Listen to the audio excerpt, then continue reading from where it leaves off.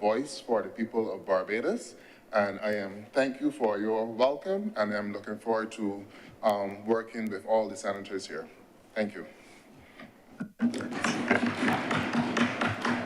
Thank you very much, Senator Worrell. Continuing with announcements. Oh, sorry. Announcements by Your Honor, the President. Yes, these are no my announcements. Sorry, those were communications. Thank you very much, Mr. Clerk. We first of all have minutes of our meetings held on Wednesday, June 26, 2024, Wednesday, July 31st, 2024, and Wednesday, August 21st, 2024, to be confirmed. Senator Cummins.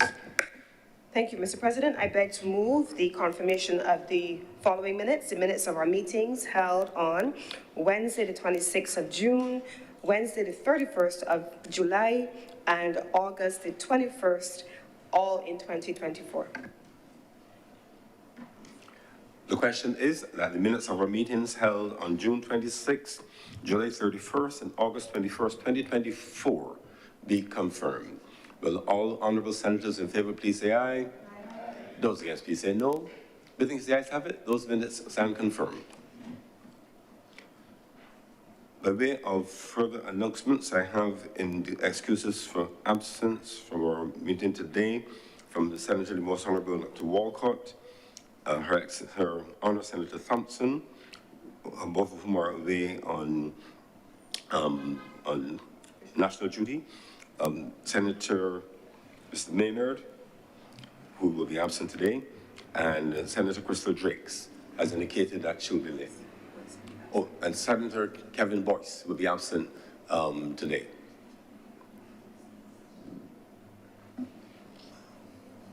Presentation of petitions, presentation of papers. Senator Cummins. Mr. President, I am commanded to lay the following documents today: the annual report of the Dighton Griffith Secondary School for the year September 1, 2020 to August 31st, 2021. And secondly, the audit financial statements of the Barbados Accreditation Council for the financial years ended March 31st, 2020 to March 31st, 2021, and for March 31st, 2022.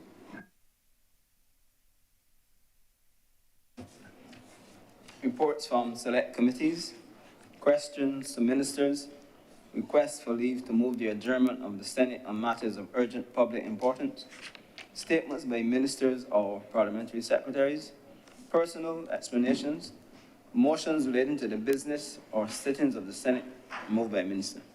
Senator Cummins. Mr. President, I beg to move the suspension of Standing Orders 22-1 and 45-2 for the remainder of today's sitting. The question is that Standing Orders 22-1 and 45-2 be suspended for the remainder of today's sitting. Will those honorable senators in favor please say aye? Those against please say no.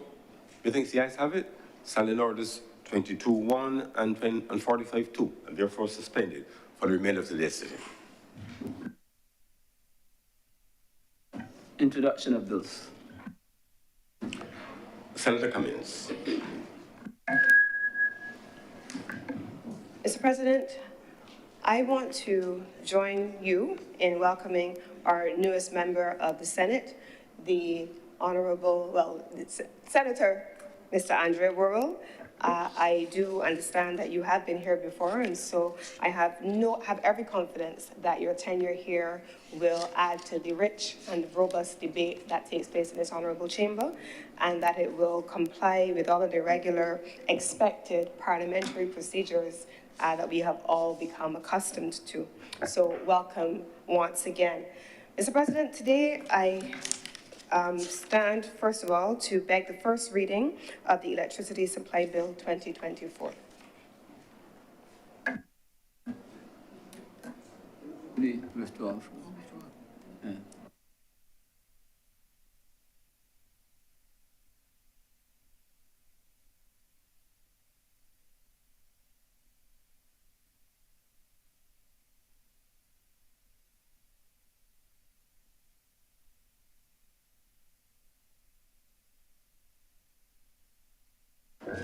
The question is that the Electricity Supply Bill 2024 Mr. President, the bill that is before the Honourable Chamber is to be withdrawn and to replace. Honourable members are in possession of the new bill, which is to be substituted. And so I beg to move that this current bill be withdrawn and replaced with the one which was circulated.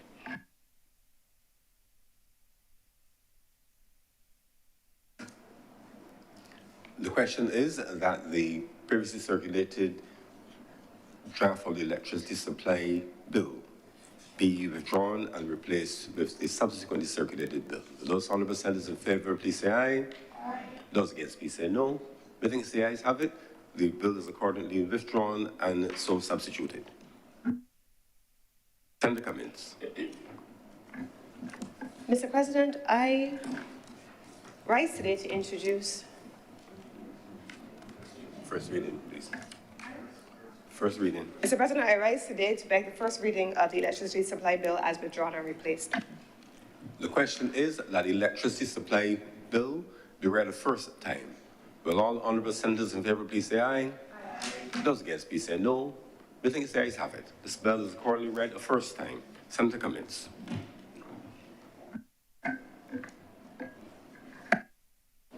We don't have to. Right. Mr. President, public business. Public business is now the order of the day. Order number 6. Order number 6. In the name of the Honorable Leader of the Senate, to move the second reading of the Electricity Supply Bill 2024. Senator Cummins. Mr. President, the bill before the Honourable Senate is a detailed and an extensive bill. The colleagues are in possession of the bill, which is at order number 6, and I intend during the course of my presentation today to take the time to ensure that colleagues have a full update on not only the process by which this bill has been brought before this honourable chamber, but also, Mr. President, the substance of the bill. I start, first of all, Mr. President, with the process by which this bill has now reached this honourable chamber. Mr. President, somewhere back in 2019, when it was made clear that the existing regime under the Electric Light and Power Act and where the democratized and the liberalized energy sector was evolving needed to be aligned, the journey of this bill began. This bill, Mr. President, was initially drafted for the first time in 2019. And then, Mr. President, from that far back, consultations were held with the primary stakeholders in the energy sector and broad stakeholders in the energy sector. 2019, Mr. President, at that time, we had stakeholders which included the Fair Trading Commission, the Government Electrical and Engineering Department, the Ministry of Energy, of course, anchored the process, the Electric Light and Power Committee, and the list continued.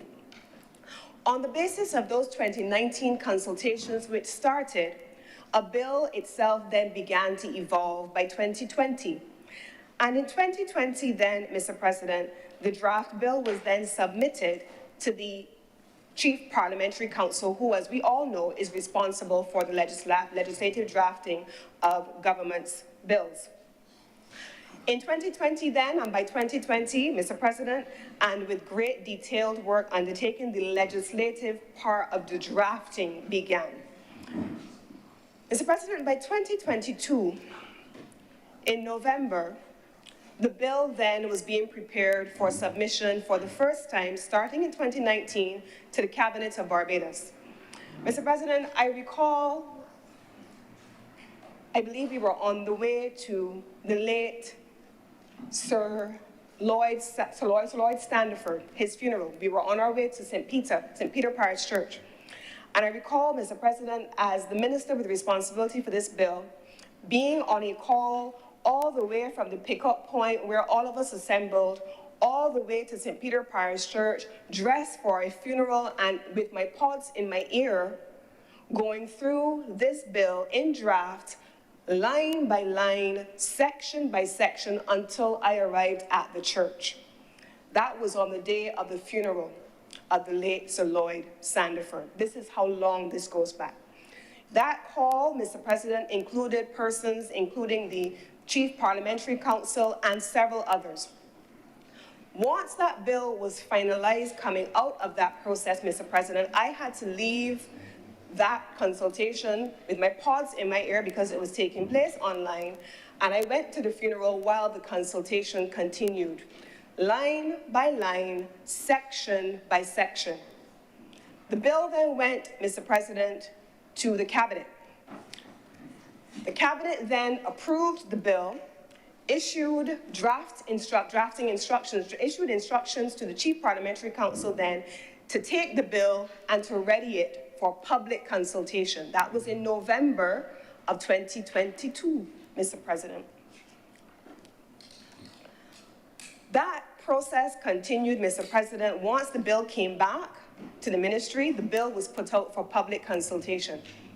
That public consultation, Mr. President, continued until February of 2023, where on the platform of the Ministry of Energy and Business's website, via the Government Information Service on all of their platforms, via public notices in the newspaper inviting public consultation on the bill and inviting persons to submit comments on the bill, every member of this country who asserts that they have an interest in the electricity sector had an opportunity between 2019 and 2023, if they so desired, to comment on this bill.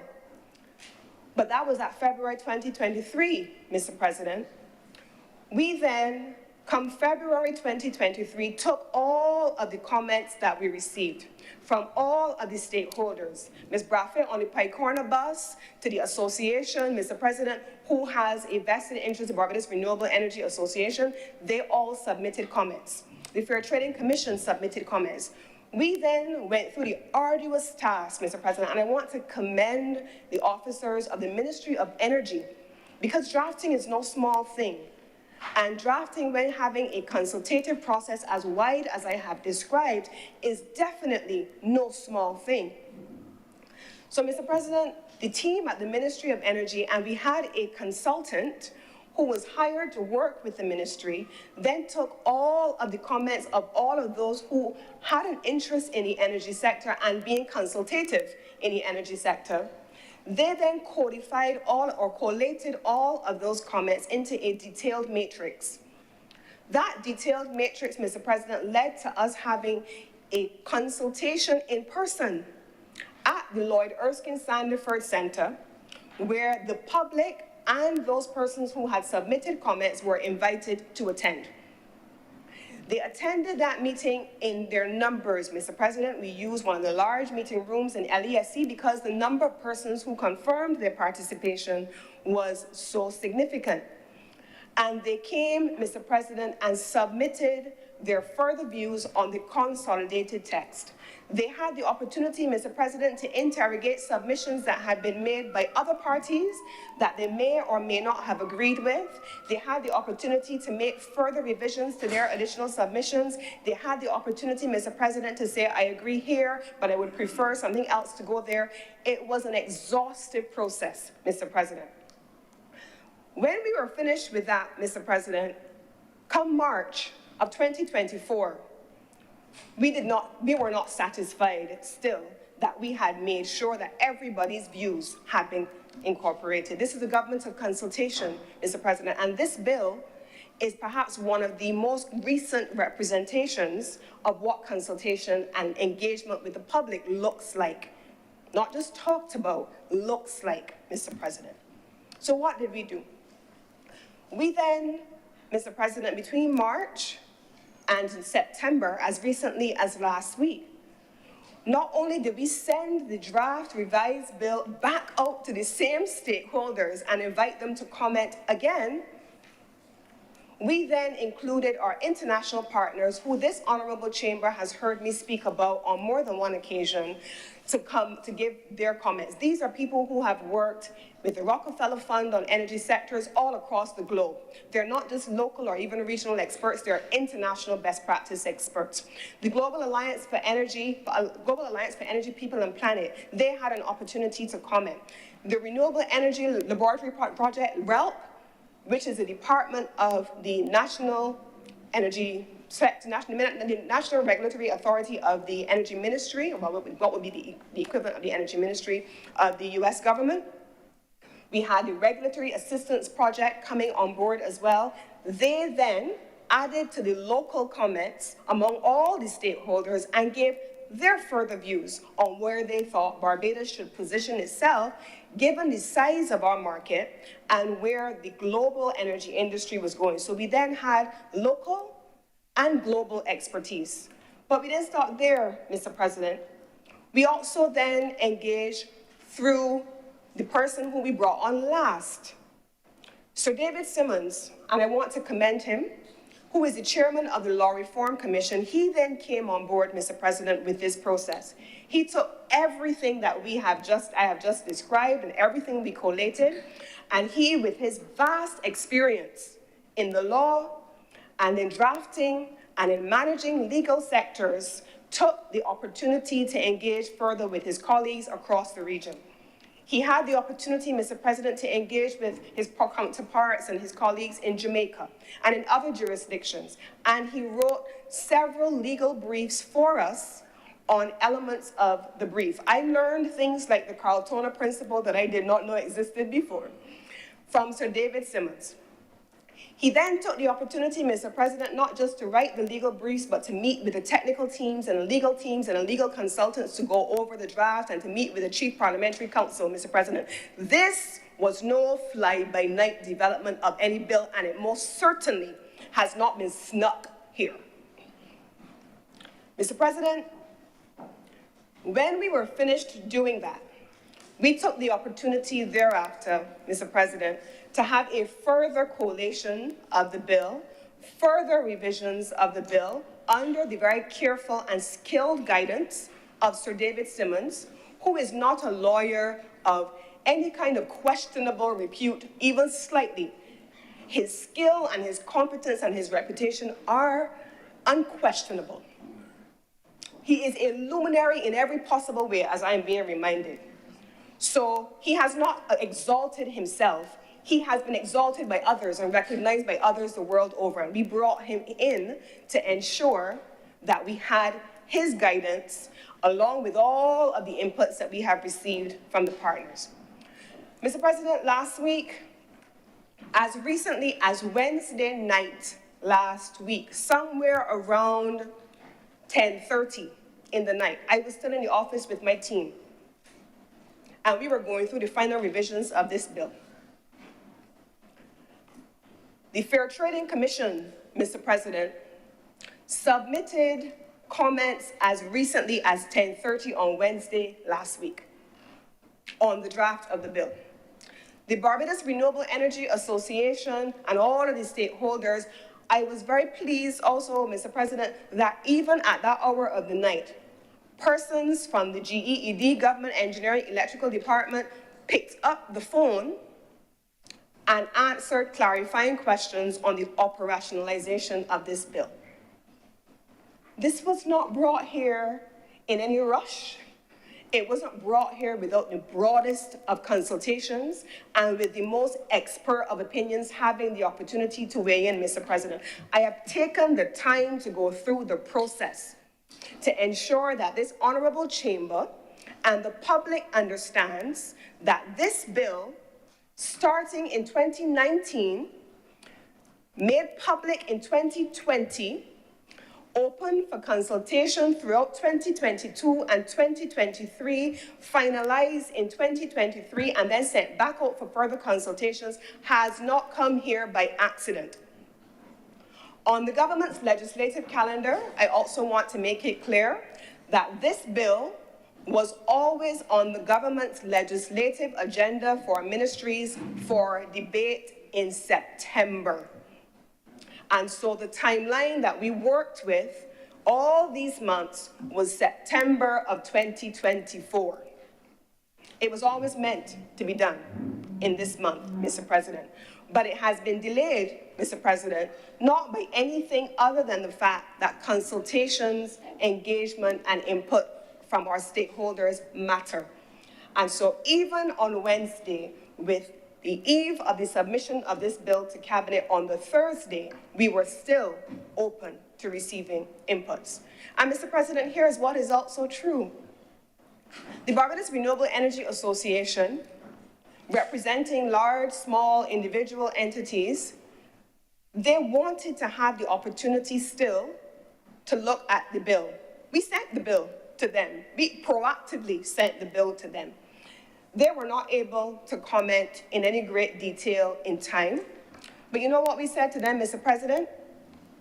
That a bill on the energy sector or any legislation in the energy sector, because the sector is so fast moving, because technology is so aggressive and is moving so quickly, the inevitability, Mr. President, of us having to revisit things over time is extremely high. And so what we have agreed as a ministry is to the creation of a regulatory sandbox for legislation on energy, where all of the pieces of legislation on energy can reside, and they're open for inputs, reform, and amendment, in particular, over the coming years, because the sector has evolved so significantly. So, Mr. President, I wanted to start there so that it is clear that from the government, from the public, from the associations in the energy sector, from the utility, from the regulator, from every entity. Mr.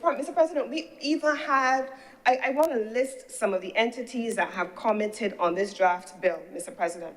The Fair Trading Commission, the Barbados Light and Power Company, the Government Electrical Engineering Department, the Ministry of Transport Works and Maintenance, and you will see as I go through the bill why that is important. The Ministry of Environment and Natural Beautification, you will also see why that is important when I begin going through the bill. We have spoken about BREA, the Barbados Renewable Energy Agent Association, the Barbados National Oil Company, Barbados National Terminal Company, Planning and Development Department, you will see references in the draft legislation to that. The Electric Light and Power Committee, which is empowered under this legislation and under the ELPA to issue licenses. The Ministry of Agriculture and Food Security, BADMC, BAMC, Water Authority, the Ministry of Finance, the University of the West Indies, Mr. President, the National Standards Institution, Barbados Association of Retired Persons, they have sat as an intervener and they took the opportunity to submit, Mr. President, their comments. Everyone else had an opportunity to do the same. RUBIS, the Barbados Association of Professional Engineers, the Barbados Cooperatives League, the Bioenergy Group, the Transport Board, the Airport, the Seaport, the Division of Information, the Ministry of Education, the Alliance of Public Transport, the Alliance of Public Transport Operators, Sanitation Service Authority, the Barbados Community College. Mr. President, I think that I have listed a wide enough cross-section of stakeholders that will suggest to you that even if that is not exhaustive, and it is not, from Williams Capital, all of the players, large, small, government, private, have had an opportunity, and I want to use this opportunity to thank them for engaging with us in a meaningful and in a constructive way to be able to make the necessary changes to a piece of legislation that will affect us all. Now, I want to come, Mr. President, to the legislation itself. And I hope that in my exhaustive detailing of what the consultation process was leading to this, I have made it clear that we are a government of consultation in name and in action. We are a government of engagement in name and in action. Now, in this legislation, Mr. President, we have two primary objectives, The two primary several primary objectives actually, but first of all, it is to create a new framework for the electricity sector. Mr. President, it is no secret to anyone that the electricity sector, as it was originally in the early 19th century, which is where the original Electric Light and Power Act originated, in the early 19th century, that the electricity sector then is not the electricity sector now. It is clear, Mr. President, that where we are, while we may have, and we are a small market, so let us not fool ourselves, we are a small market, and so the option of having like much bigger economies, multiple players in the electricity space is not a likelihood. Across the Caribbean region, in every instance, you have a single utility. Every single Caribbean country, because of size and scale, they have a single utility. Barbados is no different. So there has to be a discussion around how to manage a single utility as a monopoly service provider while liberalizing the sector to make sure that there is democratization of access for all, for people. So this legislation attempts to find that balance. It also attempts, Mr. President, to treat to the historical legislation that exists that needed to be brought into alignment. The ministry has the role of market monitor for the energy sector. The Fair Trading Commission, governed by the Fair Trading Commission Act and with responsibility for administering the Utilities Regulation Act, has the responsibility of the regulator, ensuring fair competition, ensuring that they protect the rights of the consumer, ensuring that they also provide for an enabling environment to ensure that investments by the monopoly utility are managed in a way that it balances both the cost effectiveness of that investment, the return on investment by the entity, and simultaneously protecting consumers. Those are the remits of the Fair Trading Commission. But the ministry is market monitor. And so these various agencies have been functioning all of this time in a very largely incoherent way. There has not been historically the kind of collaboration that has been needed on a policy level among the agencies. This bill seeks to do that. You will see, Mr. President, throughout the legislation, the balancing of the ministry as market monitor, where policy for the country is set, and policy as derived by the kind of consultative process that I have just described is how we arrive at an end point. We are still implementing of 2019, the Barbados National Energy Policy, so that is a framing policy that guides what the ministry does, but the regulator, the commission, they focus on the regulatory management, and you, Mr. President, would know the role of the FTC having sat in a chair before. Mr. President, the first section of this bill then speaks to the overall umbrella objective, system planning.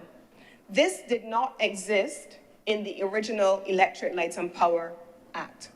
System planning requires now, for the first time, the development of mechanisms in a coherent, policy-driven way, as I have just outlined, of a number of things. One, an integrated resource and resilience plan. So it looks here under 5.1a in the legislation on the system planning. It says develop integrated resources and resilience and grid modernization plans for the system. So those are not small things, Mr. President. In the case of the integrated resource and resilience plan, the last integrated resource and resilience plan, Mr. President, was done in 2021.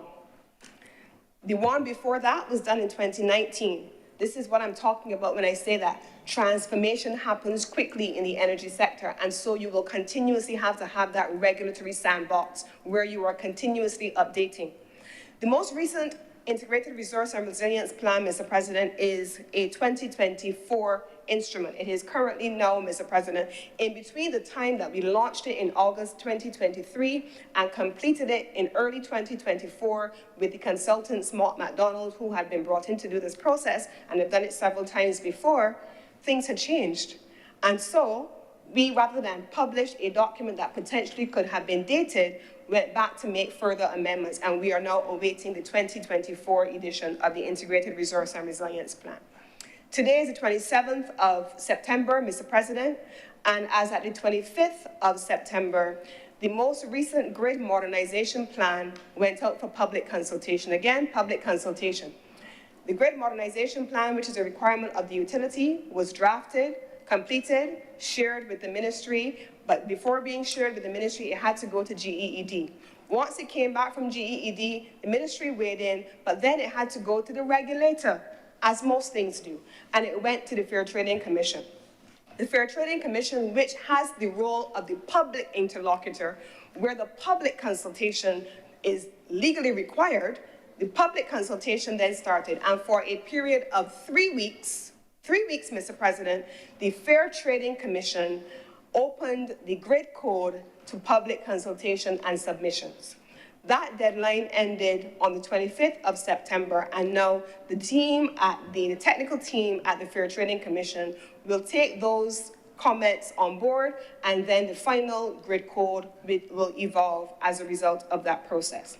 But what this legislation does, and I'm not going to spend much time on this part of it beyond here, but it will be to make sure that the kind of policy coherence that I just spoke about is done in every single instance for all system planning.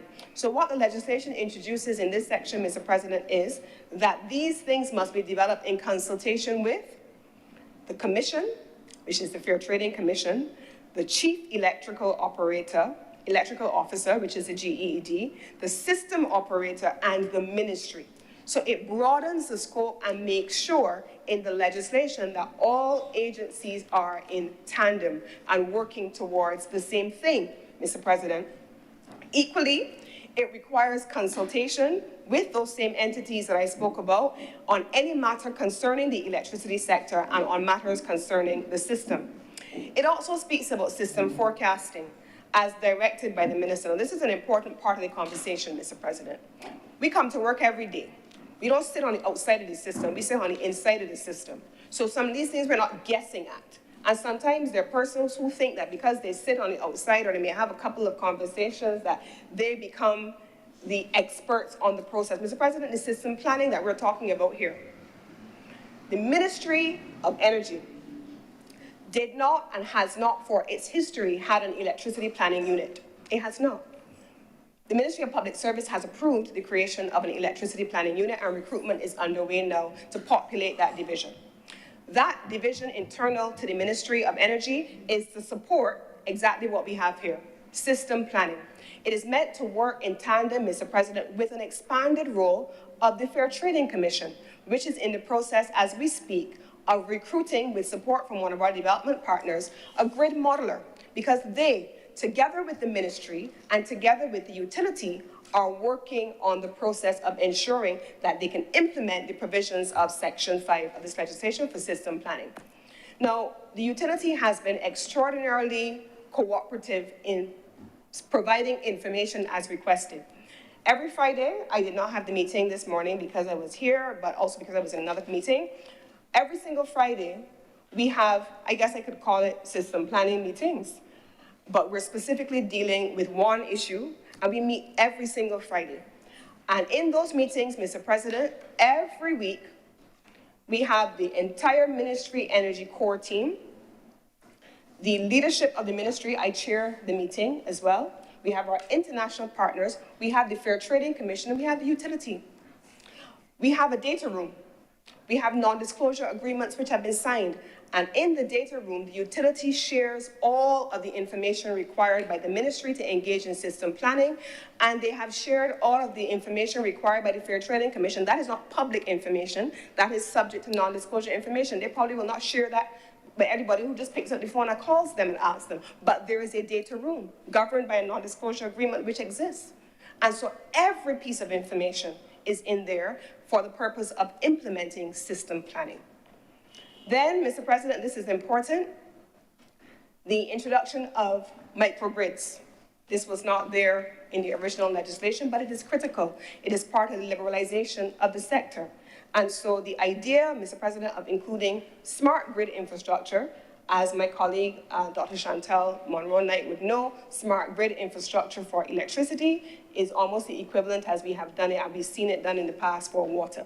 Barbados Water Authority having to have smart grid infrastructure, the same thing applies to the utility. Equally, the underground placement of electric lines, and I think we spoke about that recently.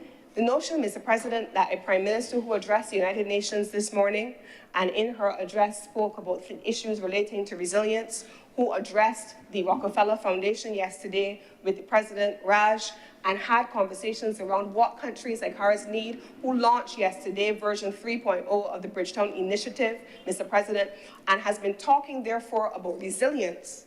The question of underground placement of power lines, electric lines, is a critical part of the conversation. If a climate event hits this country and our power line system and infrastructure comes down, Mr. President, then the ability for us to recover our electrical infrastructure quickly has been severely hampered. And so the legislation, as is the reflection of the policy of the government, speaks about underground placement of electricity lines. It also speaks, Mr. President, moving on to section 6.1, about the process of engaging, again, consultation. The language is throughout the legislation. Targets for electricity supply this time now from sources of renewable energy. You have to integrate, Mr. President, the commission, again, the chief electrical officer, the utility, and the system operator. Any other persons as may be deemed appropriate, because we want to make sure that it is wide. Equally, Mr. President, I then want to bring attention further to the question of the advisory committee. At section 8.1, this is a mirror almost, but not in its entirety, of the advisory committee that we know as the LPAC, which has been established under the ELPA. The ELPA, Mr. President, did establish an advisory committee, but the advisory committee, Mr. President, here, and you will see it in the first schedule, and how it has been expanded, and then section 8.1.4, you will see it here, Mr. President, where the functions of the committee are as they are.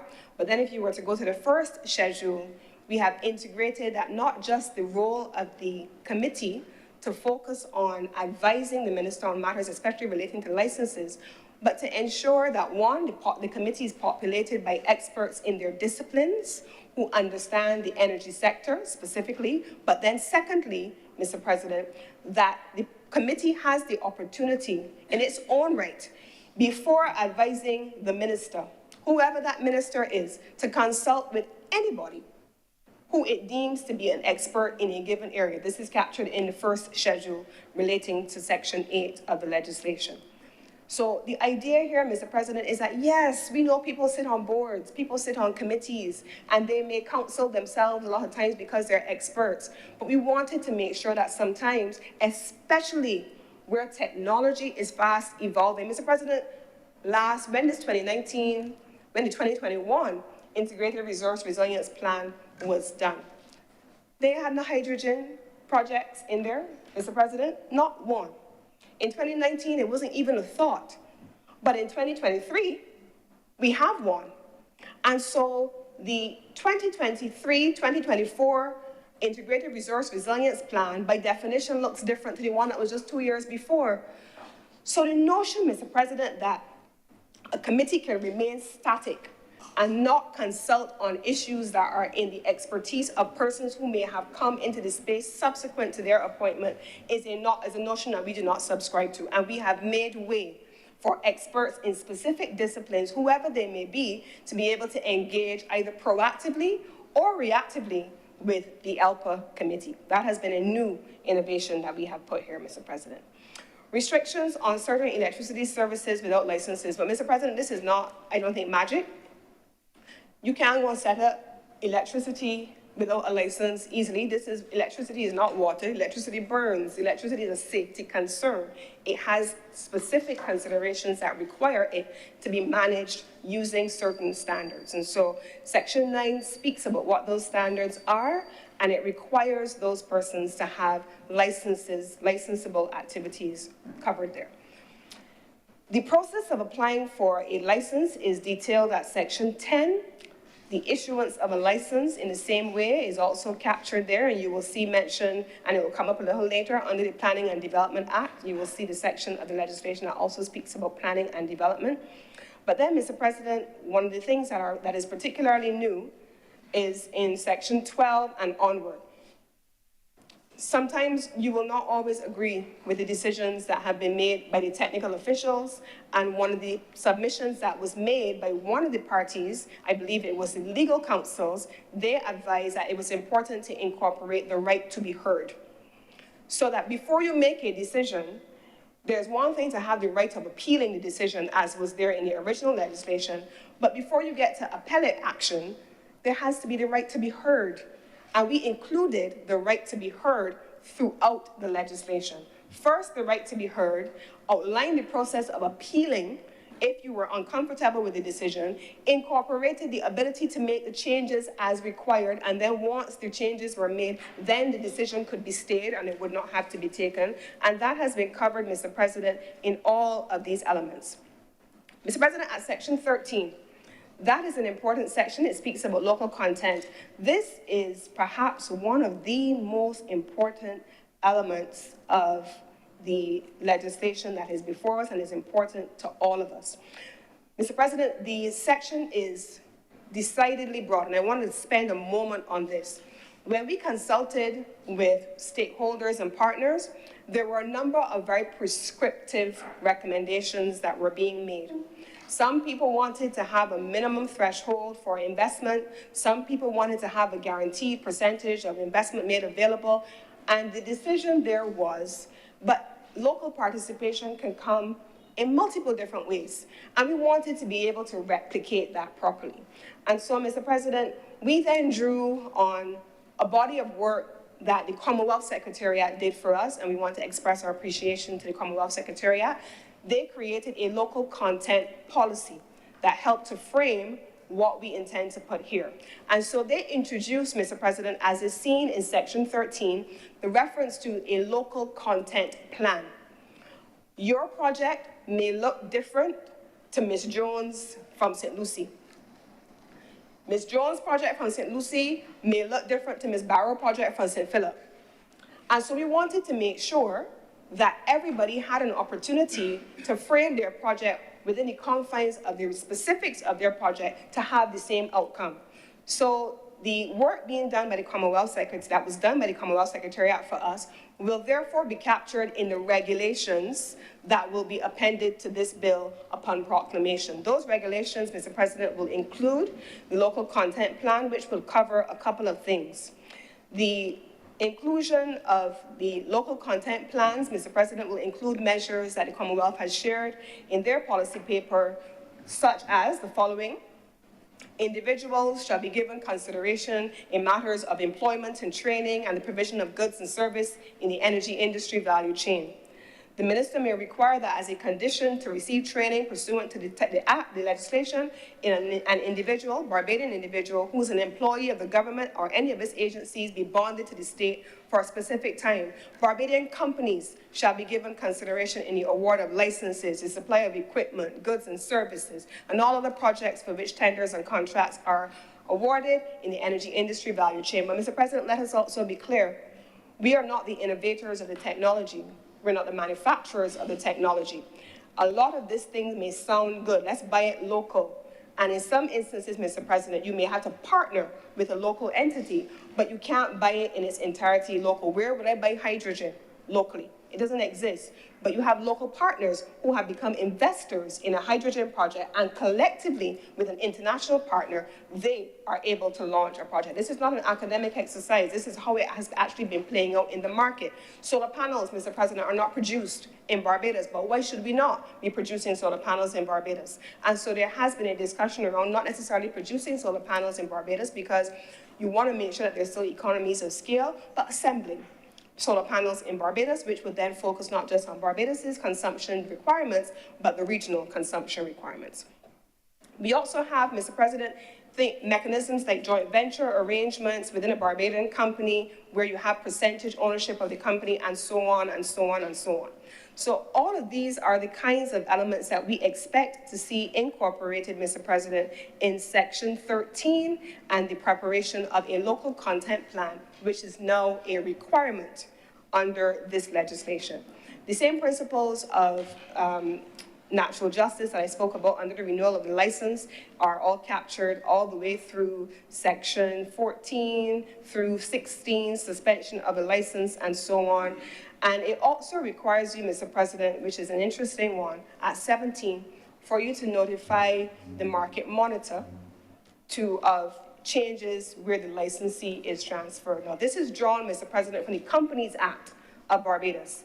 The Companies Act of Barbados recognizes the licensee at 17A, Mr. President, as a juridical person. So the company may be established, but it may have a beneficial owner or a uniquely beneficial owner as defined by the Companies Act. And so if that changes, Mr. President, there has to be the notification because, of course, there has to be the question of who is the responsible party. Same thing applies, Mr. President, to the assignment of a license. Now, Section 19.1 states right to step in. This is a section that also had the benefit of an extensive process of public consultation. And in fact, sections 3 and 4 are insertions that came from the party, many of the parties that agreed with those sections that they needed to be included. The state's right to step in. So where the public utility and a system operator or an independent power producer, which I shall call an IPP, fails to perform a material obligation, not just any obligation, a material obligation, or suspends or ceases operations in the electricity sector for any reason other than an event of force majeure, or the suspension or revocation of the license, the state shall have the right to step in and take over the performance or obligations of the operations. So in summary, Mr. President, at a very high level, electricity is a public good, and the state has a responsibility to ensure that it is protected. However, when Section 2 is looked at, it says the state may assign the right specified in subsection 1 to another person who is qualified to perform the obligation or continue the operation. But we did not want that to be the standalone section. So we included Section 3. The minister may include a license under such terms and conditions as may be appropriate for the purposes of subsections 1 and 2, but 4, the state shall not exercise the right to step in pursuant to subsection 1 or assign that right in subsection 2 without providing the licensee with an opportunity to make submissions as to why the state should not exercise or assign the right. It is very clear that the state can't just do what it likes. As a matter of fact, this legislation, for the first time, also unlike the ELPA, binds the state. It says so at the very beginning of the legislation. So we had a number of government buildings, a number of government agencies who were not bound by the previous legislation and who may have gone ahead without licensable activities because it did not bind the state. This one does. The state has to comply with the things that it is asking the market to comply with. Registration, that is covered as well. I don't want to spend too much time on that. Interconnection, this is important, Mr. President, because the interconnection regime is critical and it includes all of the agencies that I have spoken about: GEED, FTC, the Ministry of Course, and the public utility. Duties and participants in the electricity system. I want to spend 2 moments on this section here. Section 22 and Section 23, 22.3 and Section 23. Where the public utility shall not unreasonably refuse to enter into an agreement with a licensee or a registrant, but it also provides a mechanism for how we can arrive at a conclusion where you have a challenge. Where the public utility and the independent power producer fail to arrive at an agreement within the time frame established pursuant to subsection 2, the Commission, Fair Trading Commission, shall specify the terms and conditions of the agreement. And I want to give an example here, Mr. President. In systems over a certain size, you have power purchase agreements. These are typically negotiated between the independent power producer and the utility. The Fair Trading Commission provides a template, and then the final agreement has to be approved by the Commission. And we have not seen in recent years many of the PPAs signed and concluded. The ministry, along with the Fair Trading Commission and the utility, and again, with the very critical assistance of Sir David Simmons, have sat down and have looked at the provisions that have proven to be contentious in the power purchase agreement negotiations, along with our international partners, Mr. President, and we have tabled solutions. We went from having 8 areas outstanding to having 5 areas outstanding to having 1 area that is in the square and in the remit only of the power purchase producer and the utility. And I believe it is my understanding that during the course of the coming week, once this bill is behind us, hopefully, that the utility and the Sir David Simmons and the FTC will sit together to rationalize what that one remaining issue will look like. Mr. President, we have then duties of participants in the electrical system, so that is all covered, but I want to raise one particular element, Mr. President, beyond system operators. I can go through all of that. Mr. President, in 2019, Barbados had a blackout that the country talked about, laughed about, still talking about, still laughing about, because they call it the monkey blackout. Is that what they called it back then? Last year, we had another one. The existing legislation had no obligation for the utility to report to the minister. They did so out of relationship with a government. Any government at that time they would speak to and let know what is happening, because the government has a responsibility for a public good, which is electricity. Mr. President, when the electricity went out on that blackout, and I've told this story before, when the electricity went out, I believe we were in cabinet. It was a Thursday afternoon, so I remember well. And I remember speaking to the utility and saying, what is the problem? What's happening? And they said to me, we expect the power to be back up potentially within the next 2 hours. But on the basis of past experience, instinctively, we knew that that was not likely to happen. It took them 7 hours to be able to get the system back up, Mr. President. And why did it take them 7 hours? One, it was a black start, so it required a significant deployment of effort and attention, and it was technical work that needed to be done. But more importantly, Mr. President, because of the high volume of intermittent renewable energy on the grid, it created instability on the grid. When the utility hit, and I was in, at the time I had left cabinet, electricity had come back in the area. We were at 72%, Mr. President, and I was in Massey in the line, and the electricity went down, the generator kicked in. Utility was on the phone to say, Minister, we just lost all that we just restored. The system just went right back down. What was the challenge? That at that time of the evening, the clouds are starting to come over. The amount of RE that's coming in from solar panels on different people's roofs, probably many of you in here, is intermittent. And by the time it came back onto the grid, it created instability. And because they can't control it, they can't see it, they can't determine how it comes into the grid. It just comes onto the grid. That's the reason why there's a system operator. But there's also the reason, Mr. President, why there is a responsibility in this legislation when there is a major system failure that the system operator, the utility, has to inform the minister, now by law, and the commission on the status of the electricity system. At the time of those blackouts, they were legally required to notify the commission.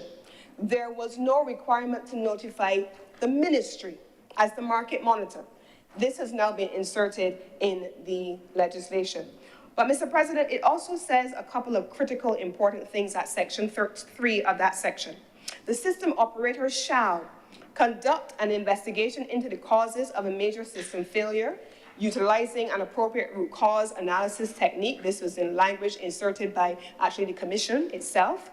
We then have, Mr. President, they must submit to the minister, i.e. the market monitor, not the minister, the person, but the minister, the market monitor, and the commission, within 30 days of the system being restored to normal operating levels, a report on the matter, which shall include all the things above, its findings on the cause of the failure, an assessment of the costs associated with the failure, the measures taken to restore the system. But this is the part that I want to share. The measures to be taken to avoid a recurrence of the failure, and then 5, the measures taken to effectively communicate with the public regarding the failure and restoration of the system. We have incorporated the public all the way through in this legislation. We've also kept the threshold fairly low, Mr. President. Somebody may think, well, what's the definition for major system failure? Could it be that 100% goes down, 80%, 50%? We've kept it at 35%. If 35% of the cumulative installed capacity on the public grid goes down and it lasts for at least 2 hours, it is considered a major system failure. So, Mr. President, this is the section relating to the system operator. Where the public utility is a system operator, it has some very specific requirements there, and it speaks to its responsibilities on dispatch, which must be kept separate from which other activities relating to generation, storage, transmission, distribution, and the sale of electricity. Mr. President, as I come to the latter part and try to close out my initial presentation, I did say I was going to try to be as exhaustive as I could on the bill. Under Part 6, Mr. President, of the legislation, and I'm not going to go through this, this section of the legislation covers the interrelationship between the Ministry of Public Works, Ministry of Transport and Works, and the Government Electrical and Engineering Department. This creates, Mr. President, these sections are lifted from the previous legislation at 2013, but they have been improved on, Mr. President, by expanding them substantially. So in summary, Mr. President, you can't just go and break out the People Road and just decide what you're going to do without reference to the Chief Technical Officer. So you see the reference to the Chief Technical Officer, a functionary, all the way through here. You see the reference, Mr. President, to the Chief Electrical Officer, all the way through the text as it relates to electricity, covered in this section of the legislation. The power to alter the positions of poles and wires and so on, that's not a matter in the public domain. You can't just do what you feel like. All of this is covered, Mr. President. Restriction on works above ground, restriction on the placement of electrical lines. Those are all matters which have to be dealt with and have to be approved by the appropriate technical entity, Mr. President. Mr. President, I then want to bring attention very quickly, if I can, to the section relating to codes, the grid code. I spoke about that earlier, so you have that there. A dispatch code is fairly important, especially, Mr. President, because this did not exist before, and the ministry now has a requirement for a dispatch policy and a dispatch code as well. So you have both the grid code and the dispatch code, and those shall be required under this legislation. Finally, Mr. President, well, almost finally, Part 8, Electricity System Benefit Fund. This is established under the legislation. The amount of work, and I asked our team last week to begin the process of aggregating the cost of the work that we have had done by agencies that have supported us. The Inter-American Development Bank, I have to recognize them publicly. The Rockefeller Fund, the Bezos Fund, the IKEA Fund through GIAP, I have to recognize them publicly. RELP, I have to recognize them publicly. RAP, I have to recognize them publicly, Mr. President, because if the volume of work that we have gotten out of all of those agencies were to be costed, my staff tells me we would be in the millions and the millions of dollars because they have worked with us in an extraordinary way. Mr. President, the team in the Ministry of Energy, with the support of these partners, can now tell you that we have in our possession a full grid characterization study.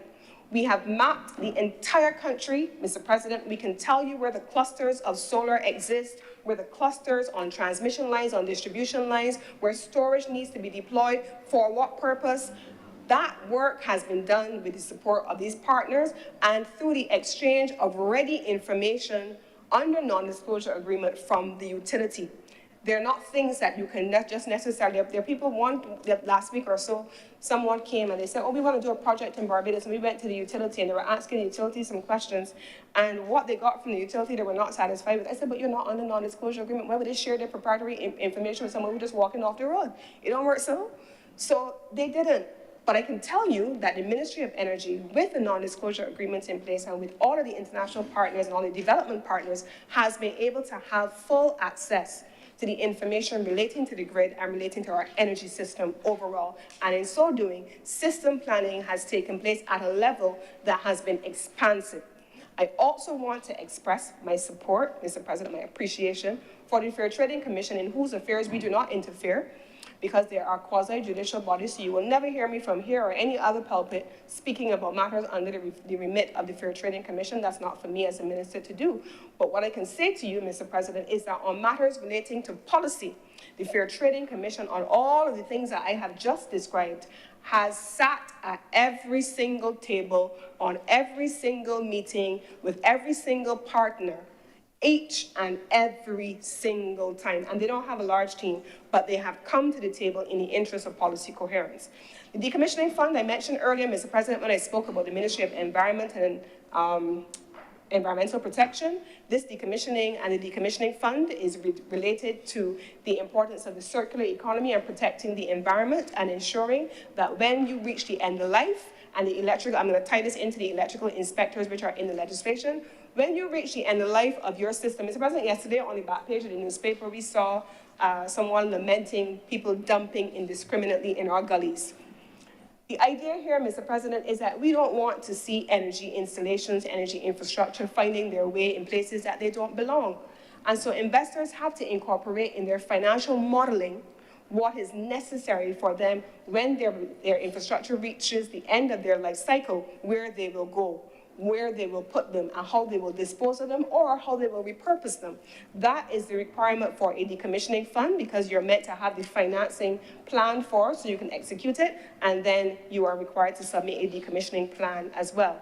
The electrical inspectors are part of this process, Mr. President, because we want to ensure, and funny enough, when Beryl passed through, I remember seeing photos of the energy teams sent me photos of Beryl, and if you recall, the Barbados Light and Power sent teams down to the affected islands, and they then shared photos. That team, working with our team as well, shared some interesting information. They shared with us photos of ground-mounted solar systems that stood up against Beryl and those that did not. And one of the conversations that evolved was what is necessary for resilience, what is necessary for structural integrity. When you go and put up a solar system on a ground-mounted system, you just look back at it, you just know that it's producing what it's supposed to produce, and if it goes down, you want to understand why.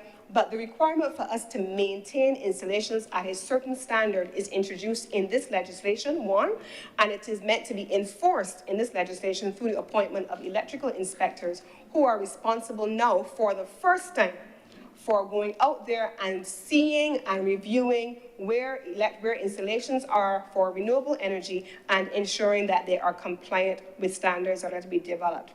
These are also meant to be captured, Mr. President, under the regulations, and there's also the provision, Mr. President, for the reporting and how those things are meant to be costed.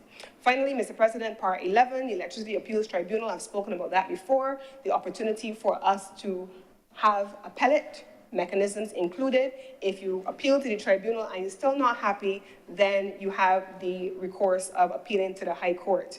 I've spoken about the I have not spoken about the Renewable Energy Procurement Committee, Mr. President. The Renewable Energy Procurement Committee is, again, this is going to be covered in the regs as well, and it is anticipated that the Renewable Energy Procurement Committee is going to be populated by the Chief Procurement Officer, the Fair Trading Commission, the GEED, the Chief Technical Officer, the Ministry of Finance, the Ministry of Energy and Business, and any other persons who are not conflicted in any way, but the agencies that have regulatory authority for the energy sector, the electricity sector, and for government procurement are expected to be under this section in this committee as captured in regulations. And so, Mr. President, I have gone through the bill in this great detail deliberately, because a lot of times when we introduce bills, we speak about the policy framing. But I wanted on this occasion, because this is a substantive bill, to go through the bill itself. At Section 72, for example, it speaks about planning and development permission, planning and development plan. We have a planning and development plan. We have a development plan for the country. And we want to make sure that what we do is in coherence with that. This bill is a coherence bill. It is a policy-driven bill. It assigns to the regulator the role of the regulator, because they already have those roles assigned in the Fair Trading Commission Act and in the Utilities Regulation Act. That's their responsibility. That's where the interveners exist. There's no mechanism. There never has been a mechanism in our legislation for there to be anything called an intervener before the ministry as a market monitor. It has never existed in law, Mr. President. That's not there. But it has existed, Mr. President, before the Fair Trading Commission. At the Planning and the Development Department, which is responsible for Section 72, there's also a public process. If you want to change the use, Mr. President, of a piece of land, you have to put up a sign. You have to have a public consultation in the area. People who live in the area or whoever has an interest, they are invited to come and submit. Those processes have been embedded in this legislation and they have been reaffirmed.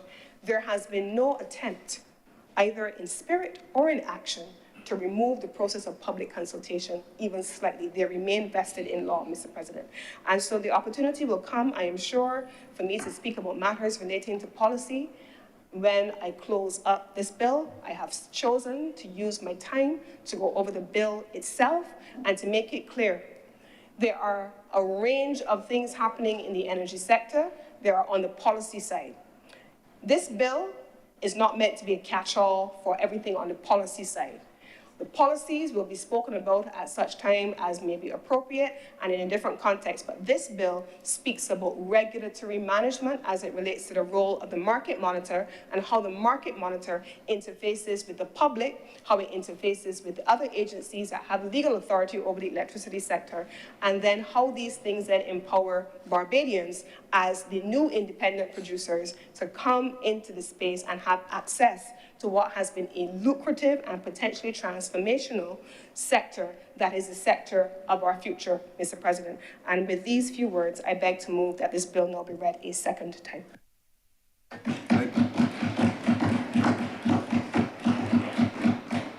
Thank you, Senator Cummins. Senator Walters.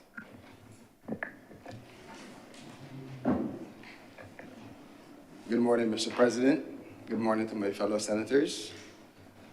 Let me first join the President and the leader of government business in welcoming my comrade, Senator Andrew Worrell, to the chamber. I look forward to working with him on behalf of not only the party's interests, but the people of Barbados. Mr. President, this bill, as Senator Cummins has alluded to, is a very technical bill and deals with different specifics as it relates to regulation. This is the first time that I think she's had to speak so quickly to go through the contents of a bill. And I've lost some of the explanations for some of the sections in the bill because she was going at such a pace given the time constraints. But before I dive into the details of the legislation to provide our commentary on it, I just wanted to use some of my time to give Barbadians a sense of the current state of the energy sector as we see it, and to also share with the chamber what we believe Barbadians are looking for, because we should not have a conversation this important when it comes to major utility in this country, especially the provision of electricity, and not have a discussion around the consumers. And those are who we are here to serve. Mr. President, according to the IMF staff report for the December 2023 Article 4 consultation, it says Barbados's greenhouse gas emissions are low, contributing to less than 0.01% of the global total. Emissions mainly come from energy and domestic transport, 73.7%, waste, 14.9%, industrial processes, 8.5%, and agriculture, 3%. In other words, as a country, our contribution to greenhouse gas emissions on a global scale is insignificant. Why then does Barbados pursue a strategy of becoming 100% renewable? A strategy which is easily supported, and we definitely support it, but in our view requires much greater understanding and discussion. We support the environmentalist view of preserving the environment and so forth, but the question still has to be answered. Why does Barbados pursue a strategy of becoming 100% renewable, given our contribution to our global greenhouse gas emissions? We have been told in many places, in many different times, that there are so much benefits to the transition of moving away from the extremely high reliance on fossil fuels. So we want to move away from our traditional reliance on fossil fuels primarily because of three things we were told. We have our benefit of our geographic location to exploit: sun, sea, wind, and other sources that we can use to generate our own energy. We need to save foreign exchange because we have been spending hundreds of millions of dollars on the importation of fossil fuels. And it is a measure to control the cost of living in this country, because not only do we get a cheaper alternative when we do transition to alternative energy solutions, but we also get a more predictive, so we can plan better and we can sleep better. So it helps control cost of living.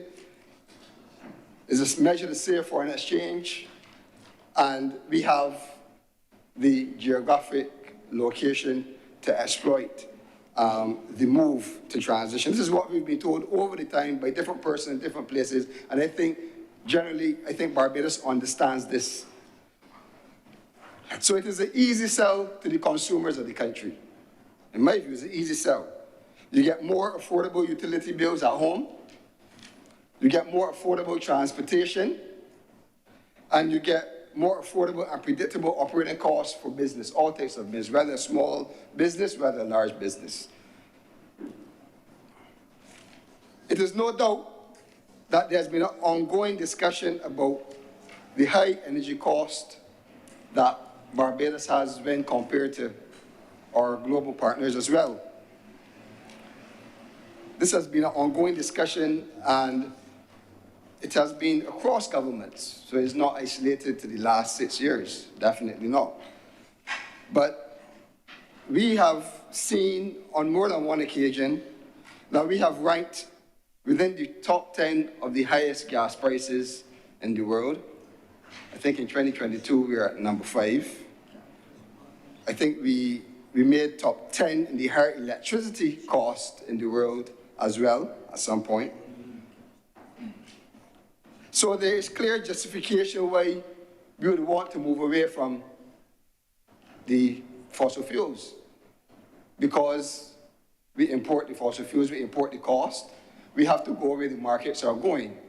Where we transfer that to where we have our natural resources and we're exploiting those, then we get some measure of cost reduction and affordability and consistency in those costs as well, regardless of what is happening in other jurisdictions which we don't control. Barbadians want reliable but affordable solutions, including energy. At the same time, they need an urgent ease when it comes to the cost of living and the cost of doing business. The peace of mind is what the country needs. A peace of mind that the transition to renewables, although an easy sell in theory, becomes a reality when Barbadians are able to feel it in their pockets, when businesses are able to feel it in the way that they can manage and plan for their business. I suggest, Mr. President, that a national effort to move to alternative sources of energy should be materially focused on lowering energy costs to consumers in Barbados, whether households or businesses. The transition effort should be balanced. We therefore should not seek to turn the conversation into one of economics only for the purpose of foreign direct investment or for even jobs or even taxes on the production of the energy, without equally focusing on what the end cost will be to the consumer. I think that is what Barbados is also key to hear from the government. I think that is very key to this conversation. The bill, substantially, while it does not focus on the cost of electricity directly, and it deals with the framework and the regulation, we should be rest assured that the framework in the legislation does not have the implications to not transfer the benefits to consumers that they can feel, whether in the medium term to long term, the effects of a renewable transition in the country.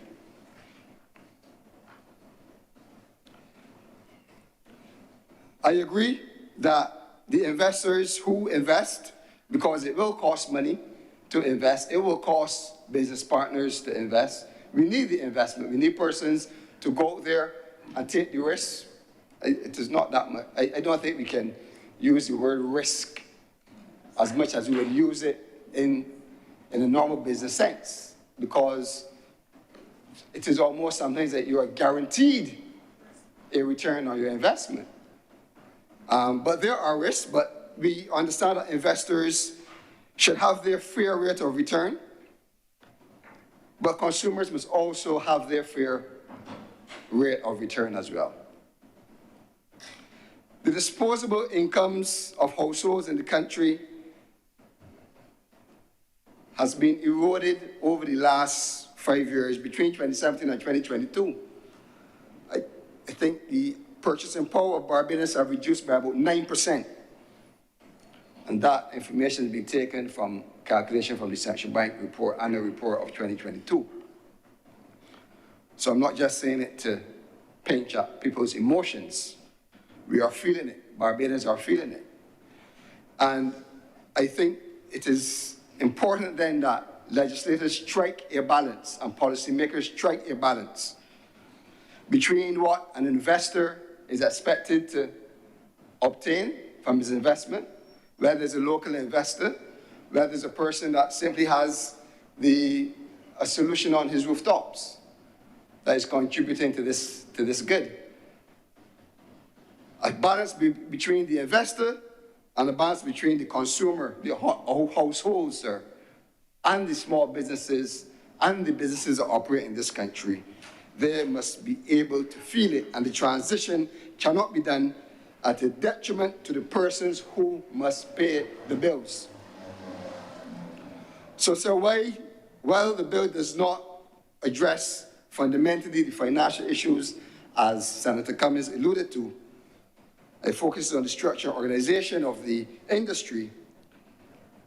We must ensure that the contents and the structure that we seek to set up does just that, strike the balance between the investor and, more importantly, the consumer. Mr. President, it is important also to bring into focus some of the things that have been happening in the sector over the last few years, because things are moving so fast that sometimes we lose sight of either the advances or the setbacks that we've had.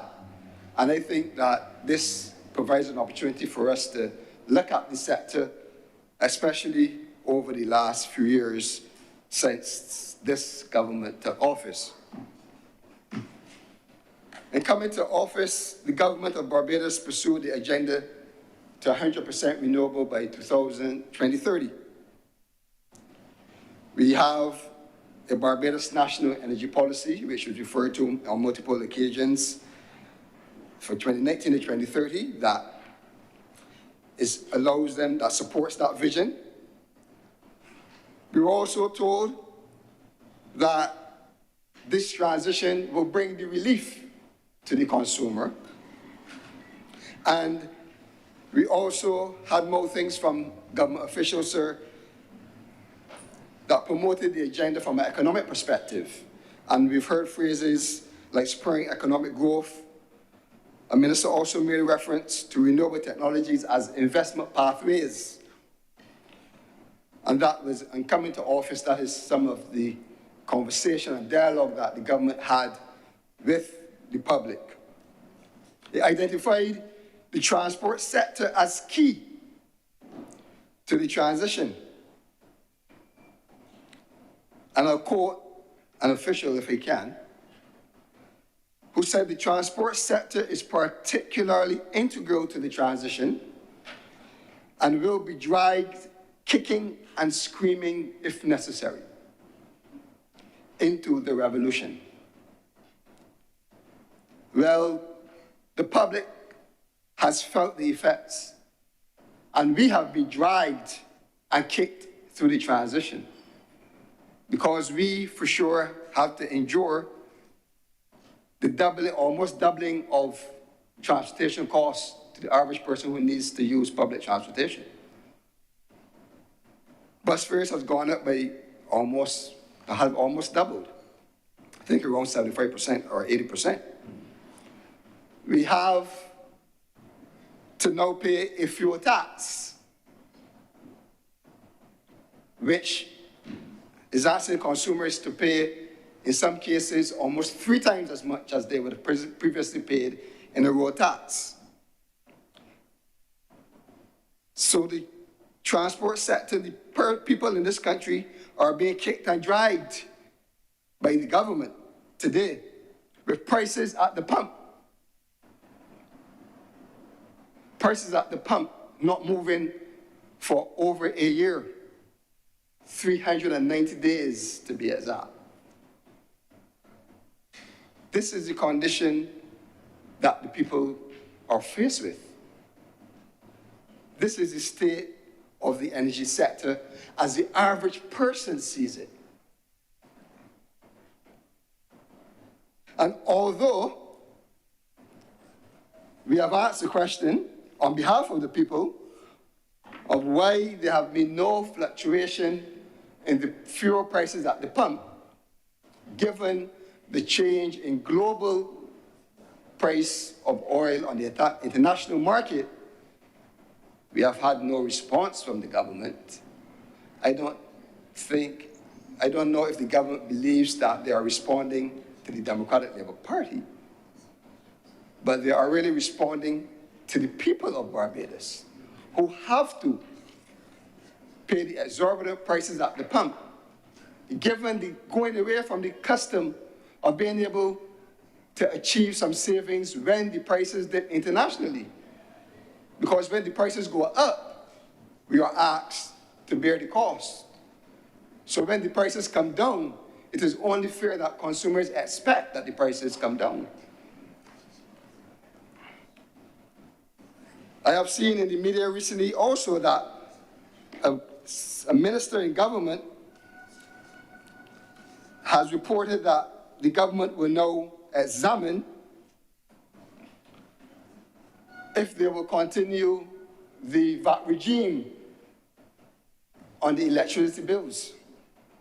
And in that media release, what caught my eye was that I think it was reported that a barrel of oil, the Brent crude oil, a couple of days ago, traded at about $75 a barrel. And when I checked the history and the correlation between the price of a barrel of oil on the international market using the same Brent crude oil index and the price at the pump, Barbadians in the past were paying around $4 per liter. We are paying $4.22. So there are questions that need to be asked when it comes to the energy sector in this country. As I said, we cannot move ahead without taking the consumers with us. A very important part of what we do here is to effect change, positive change in the livelihoods of Barbadians. The government continued with their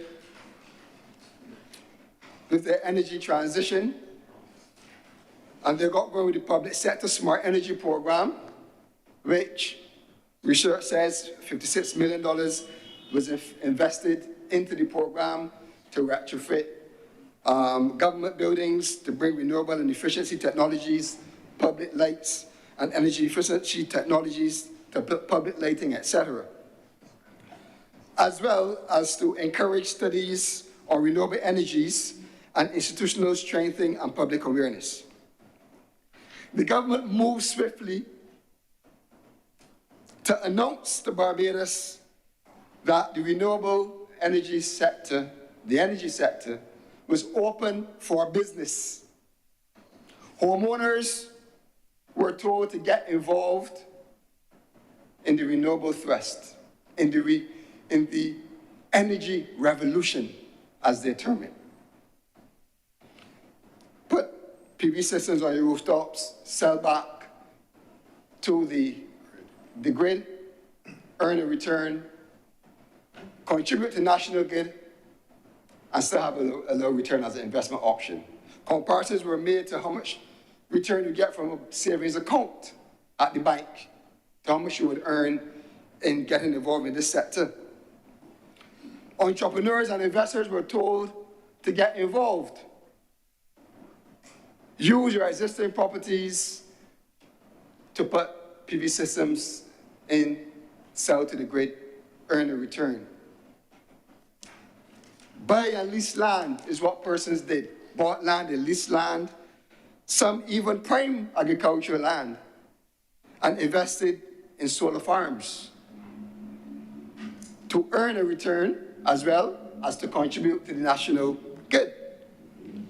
Let's not forget the BEST program during COVID, where $300 million of taxpayers' money was invested into that program to support the hotel industry, of which a percentage of those funds, if I recall, had to do with renewable technologies investment. So the government full steam ahead. And slowly but surely, the conversation shifted more to economics, from a business transaction side, from a foreign direct investment side, and slowly moved away from the cost of electricity to the consumer. During this time, Mr. President, although known to the government, it doesn't appear that they made any substantial progress on the other critical areas on the transition, particularly the battery storage. It is now like it is almost a new phenomenon. Now you hear calls by the government that we need to move exceedingly quick to set up battery storage, since the national grid is virtually out of space to accommodate electricity from solar PV systems. We have successfully transitioned into an energy crisis of sorts. From an energy revolution to an energy crisis. So the others can laugh and smile, but this is how Barbadians are viewing it. The persons that have invested in the systems are now locked out. And according to government officials, again, the current grid can only incorporate 100 megawatts without any storage. But we have 205 megawatts of generation licenses approved and waiting for connection. So easy math, 105 licenses, megawatts of licenses approved but not connected. Another 333 megawatts are in the application process. Investors locked out of the grid, and they are unsure of when they will be able to start to recoup, not now their returns, but their losses. Because remember, it wasn't losses before, it was a rate of return calculated, and that what got people excited. But no, they invested, they built the systems in many cases, they borrowed funds, so they now have to recoup losses. On the other hand, Mr. President, there's also been no reduction in the price to the consumer. Furthermore, there have been increases, and there's signal to be even more increases that households in this country cannot afford to bear. And if the government now has to go back to assess if they are going to continue to give an ease to consumers with the electricity bills past September 30th, it is a very easy task because I can't remember the VAT rate that is being charged, but there is a VAT reduction on generally 7.5% on generally domestic use. And if I look at the Central Bank report of June 2024, this government has retained 17% more in VAT than it did in 2019, 2020. $158 million more.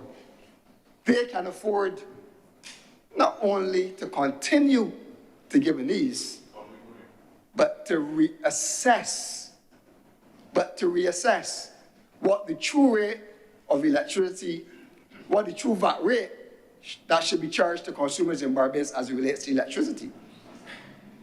And to respond to the senator who says that they continue to grow, growing on the backs of inflation without intervening to protect and cushion consumers.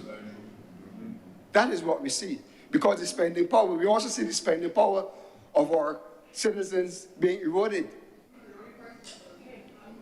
So, Mr. President, we are now in a situation where investors are locked in the grid, out of the grid, sorry. Consumers are asked to even pay more. And we have moved from energy revolution to energy crisis. The current state also is that although the government seems to have a handle of where the country is as relates to utility license, that expires in a couple of years, 2028, the country is yet to hear the details of those negotiations and start to see the contents. And start to see the contents of those terms and conditions. And that is something that, if you want to be transparent, these things take time. And it takes time to consume, it takes time for persons to read and to consult. And I believe that this is a process that the Constitution needs to start before it becomes a rush.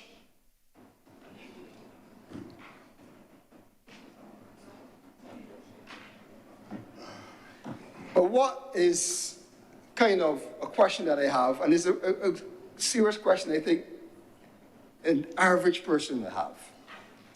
We have a utility license that will expire in 2028.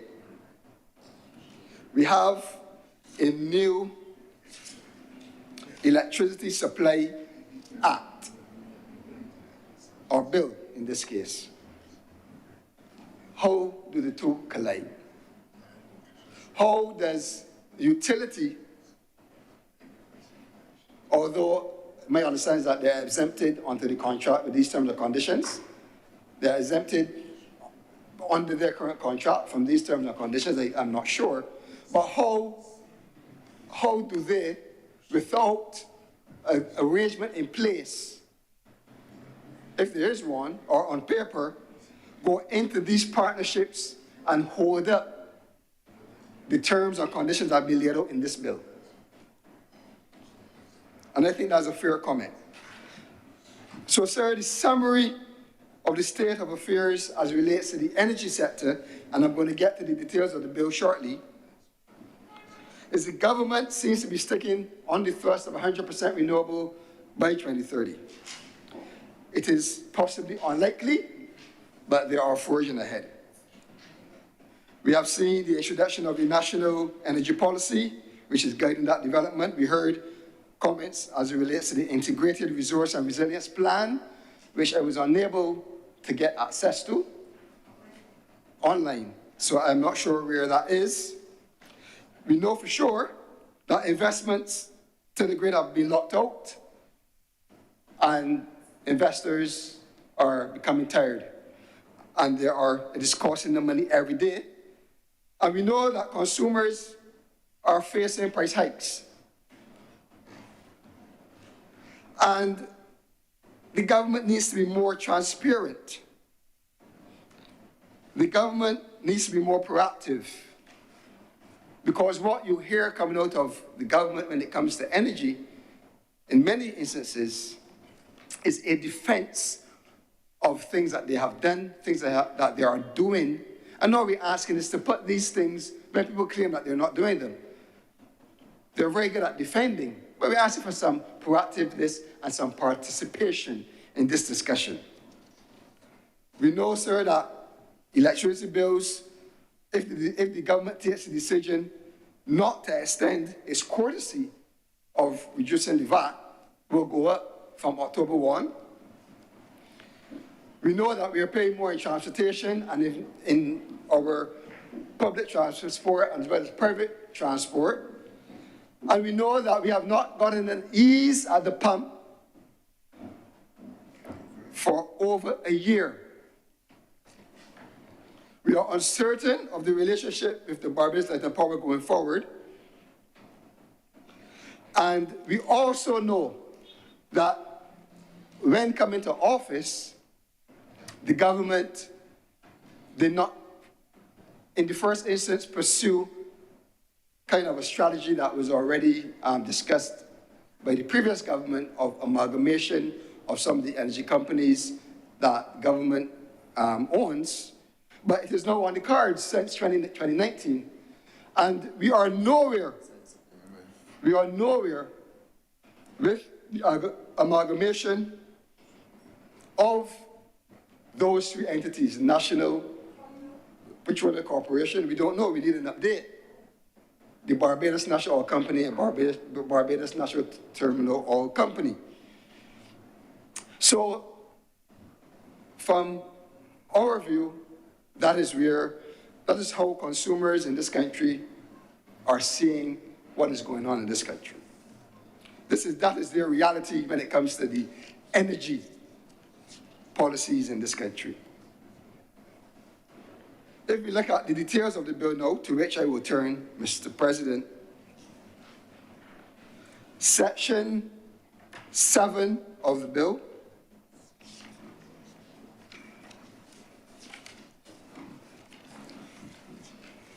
it says, without prejudice to Part 3, where the minister determines that it is in the public interest to do so, the minister may facilitate the provision of new generation and storage capacity at utility scale for the supply of electricity to the public grid through negotiations with an independent power producer or competitive bidding in accordance with the competitive bidding framework. In reading of that section, it bypasses the advice of the advisory committee. Too much power concentrated in the office of the minister without adequate transparency and consultation. The Electricity Advisory Committee acts as a body that assists in getting the public comfortable that there is enough transparency and consultation in these processes.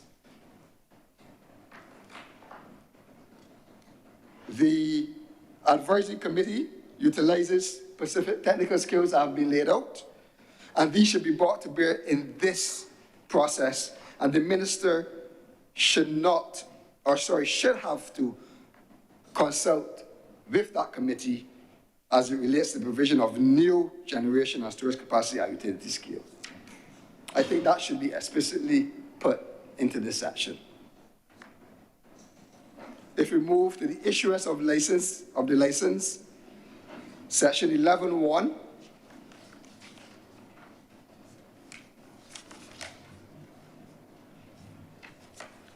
the minister may, upon payment of the prescribed fee, issue a license to an applicant where the minister is satisfied, and it goes on. The wording in the bill suggests, sir, that the minister does not have to consult again with the Electricity Advisory Committee. Seems a little untidy.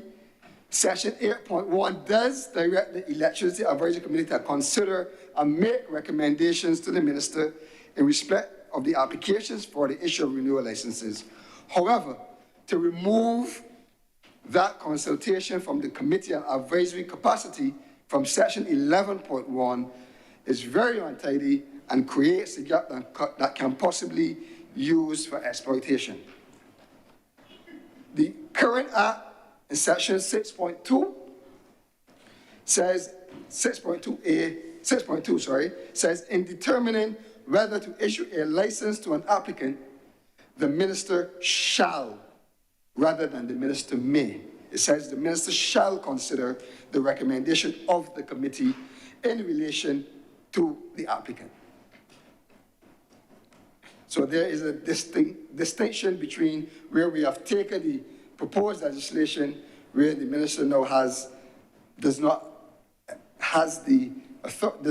directed to consult with and take the recommendation from the Electricity Advisory Committee. If we lecture to the licensee to notify of changes and assignment of license, Section 17 and 18. Section 18 first deals with a licensee who is desirous of transferring, assigning, selling his license, or any rights under his license. Again, this section omits the consultation process of the Electricity Advisory Committee. And while the original license is granted under the recommendation of this committee, we feel, sir, that any transfers in full or in part should have the input of that committee. That should be in that section. Section 18, Senator. Right. Having reviewed and considered the application, the committee should then give a recommendation to the minister. So the original license goes through a process where the Electricity Advisory Committee is involved. We believe that any transfers of ownership should involve that similar process. And the same with the control of transfer of the license in Section 17 as well. Control of the license is transferred. There's a material change in the circumstances of the licensee that impacts upon the license to conduct operations under his license. Section 17, we believe too, sir, that those processes should not vary with section. Yeah. Terms, it should be, if it is Section 8, there's nothing wrong with explicitly stating it in these sections, so that we are comfortable and there's no departure from the reality that will happen. It's not Section 8. It's yeah. Terms and conditions of license, Section 12.2b, Mr. President. The minister may include in a license a condition requiring a licensee to comply with such other obligation, whether or not relating to the activities authorized by the licensee. Section 12.2b. I think the government can just expand on this a bit, because you're asking someone to enter into an arrangement to do specific activities and tasks driven by the authority of the license, but then you're binding the person to do activities that are not in direct relation to those activities that the person are engaging in. So it seems a little iffy there that there's a little too much latitude by the minister to institute things in the clauses that might be prohibitive to the licensee.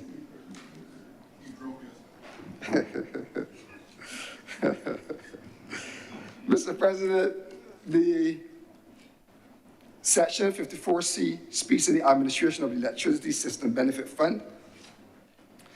The audit of the fund to be conducted every 3 years. Primarily, we understand these to be taxpayers' money voted in by Parliament as well. It says that it can be a combination of monies voted in by Parliament or from any other source as the fund may be required. We believe 3 years is too long to audit the expenditure coming out of the use of those funds.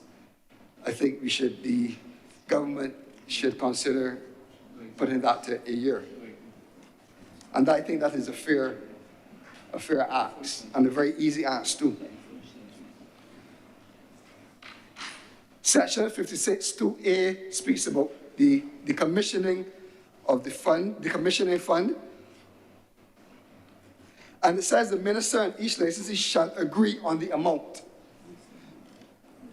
of the contribution of the licensee. And Mr. President, I go back to my previous comment of the nature of this activity is one that we could predict. There's financial models, you can predict revenues. You can probably predict some costs, but substantially you can predict revenues. And so I think there needs to be a mechanism to tighten this from just leaving it that a licensee and the minister shall agree on the amount. So that comes down to discretion. It comes down to a person's ability to even negotiate. And it might disadvantage one person over the other. And there are mechanisms that can be used to quantify in a more substantive way that actually levels the playing field, that takes away a substantial amount of the discretion of the minister and the discretion of a relationship during a negotiation. So that, in our opinion, needs to be tightened. If you can determine the revenues, which you can, by forecast and modeling, and that is the nature by which people invest, you can definitely come up with something that is feasible and that can be rolled out across all of the participants fairly. Now, sir, the section 66 speaks to the Renewable Energy Procurement Committee. And I think my question here is two questions, but the first question is why do we need this section really, if we already have a Public Procurement Act 2021, and that was a condition that I think was mandated in the IMS-BERT austerity program.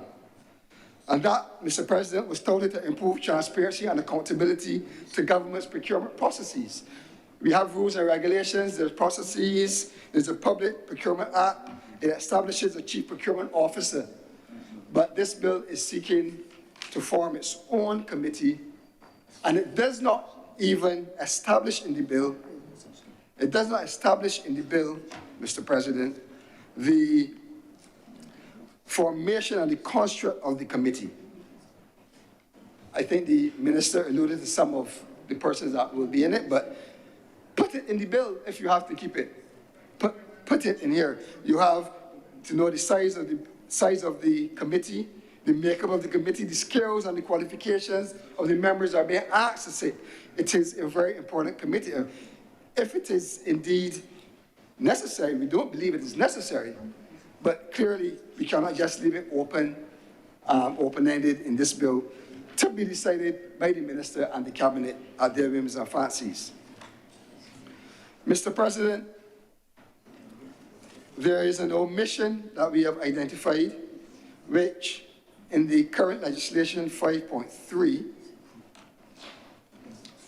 and it says in 5.3 of the current act, where the applicant in the public is the public utility or proposes to operate a generation system,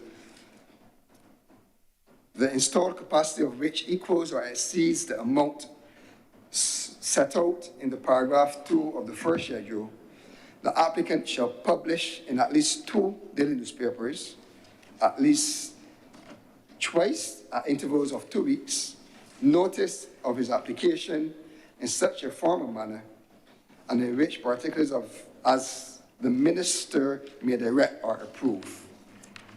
So it gives the level of transparency to the application process and the intent of persons to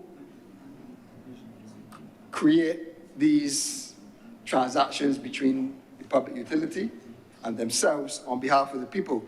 And obviously you're speaking of systems of a certain size, there are environmental issues, the location is important. So it adds an extra layer of comfort because it gives the average person who can pick up the daily newspaper and read the paper, looking at the news, to be aware of what is going on around them. And there is no harm in reintroducing or sustaining this clause in the proposed legislation. Mr. President, the bill introduces, as the minister said, new aspects because we're going in another direction. Things have changed. But has there been an assessment on the implications of these inclusions, of the requirements of either the utility, especially the utility, the things that they now have to do? Has there been an assessment of if or how much it will cost consumers at the end of the day? I started my conversation by saying we have to balance the discussion on the renewable energy transition, the supply of electricity, on the return of an investment of the utility company or persons feeding into that facility, and the impact, the financial impact of that to the person that have to pay the bills. So my question is, has an assessment been done? Has there been any cost analysis to what the new legislation is proposing as it relates to, especially to all of the new inclusions that are supposed to be carrying us forward in what they term in this new energy formation and organization? So this is the genesis of my contribution as it relates to identifying today why we would want to get involved in a renewable energy transition away from fossil fuels, to give the public a snapshot of where we were or where we are now as it relates to the current regime of the energy policies of this country, and to give some feedback on some of the omissions here and some of the things in this bill that need tightening in terms of transparency, and in terms of not allowing persons to feel comfortable that we are acting in the best interest of the public. Because one asks questions, Mr. President, and because one gives constructive criticism, it doesn't mean that we're against what is happening. It doesn't. The Democratic Labour Party left the framework and foundation. We are repealing an act. And this is interesting enough that the government has not sought to make amendments to the current legislation, but they saw it fit to repeal so that they themselves can say that they have changed the energy landscape in this country. But that is not my remit here today. It is not our fault, sir, that in many instances it is clear that while there seems to be a plan, it has been mismanaged. Because I walked through the effects of the plan today and what we are feeling as a society. The government mismanaged this process, and they need to get it right. Come into this chamber and talking technical stuff and defending positions that have been made public is all well and good. But we have to work in the best interest of the people. And I believe that although it is unfortunate, they have time now that they can start to fix some of these issues that we are feeling in the economy as it relates to energy. We are at a standstill, not because of anything other than the government mismanaging the process.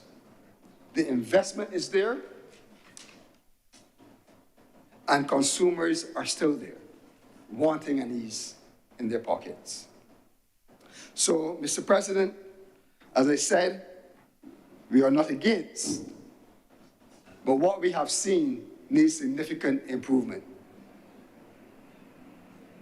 needs significant improvement. And I challenge the government to start to look specifically at some of the things that have been highlighted here, because we must not shift the focus from the intent of the transition, which is a positive effect, not only environmentally, but to the livelihoods of the people of this country. I thank you, Mr. President.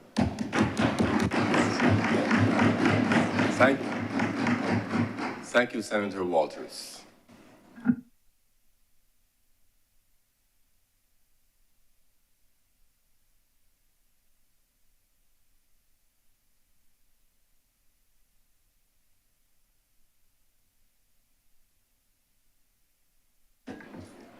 If there are no further speakers,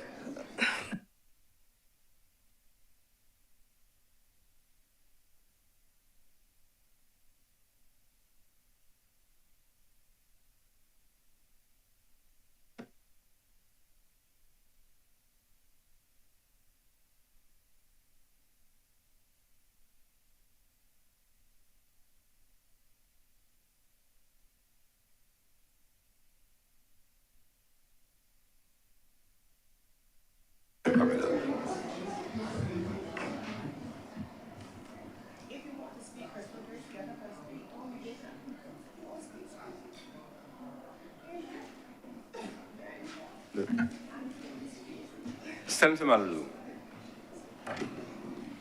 Thank you for recognizing me, Mr. President. I'll try and break the deadlock that's going on here, it seems.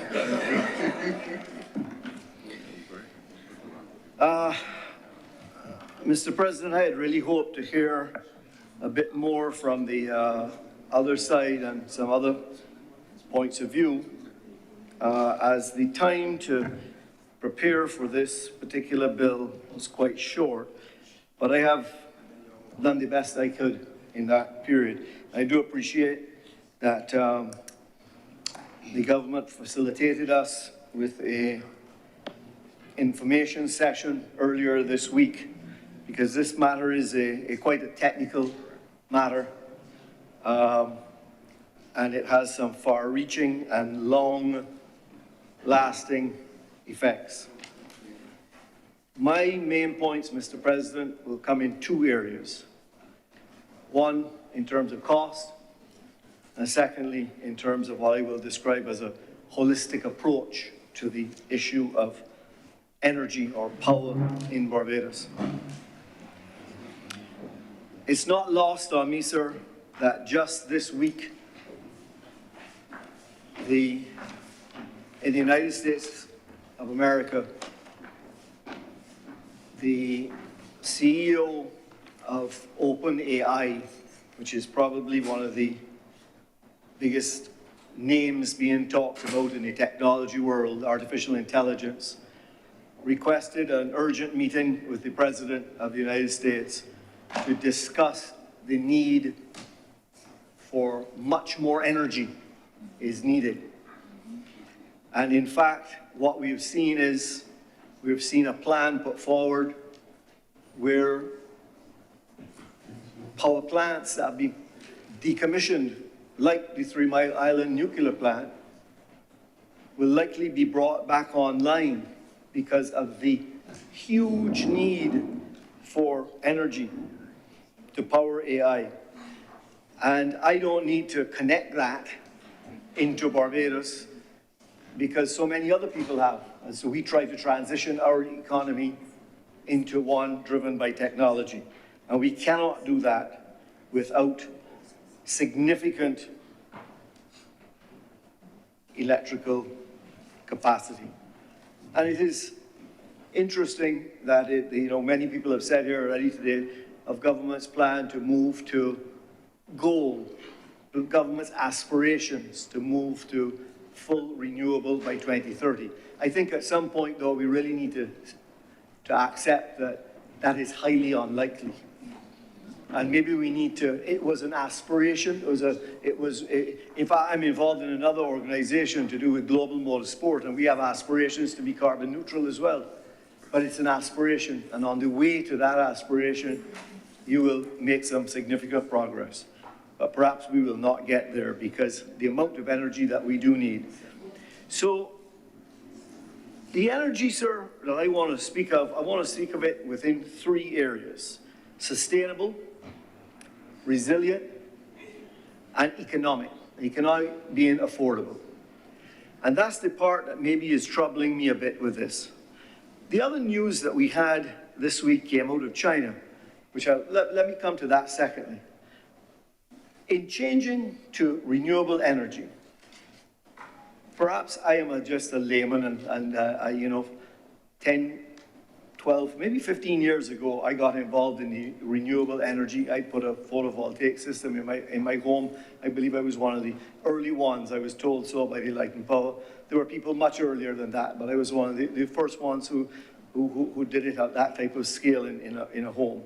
And it was then I started to realize that the way that our electricity has always worked in Barbados is that we store the energy in these big tanks that we've all seen from little children, which has oil or bunker C or whatever it is stored in it. And that's our energy storage. And we converted it on demand through reciprocating engines or turbines or to the electricity that we needed immediately. When you shift to renewables, it's a completely different formula. The formula is the other way around. First you produce, then you store, and then you distribute. And we seem to have missed that in the discourse all along. We've missed that because perhaps we were all, like me, just a layman. It was a great idea. Let's go to photovoltaic. Let's substitute the sun's energy for the importation of fossil fuels. Great. But storage needs to come in between there. And that costs us money, sir. It costs a significant amount of money. And I think the time has come, and maybe if you listen to nothing else I say today, maybe this is the one thing.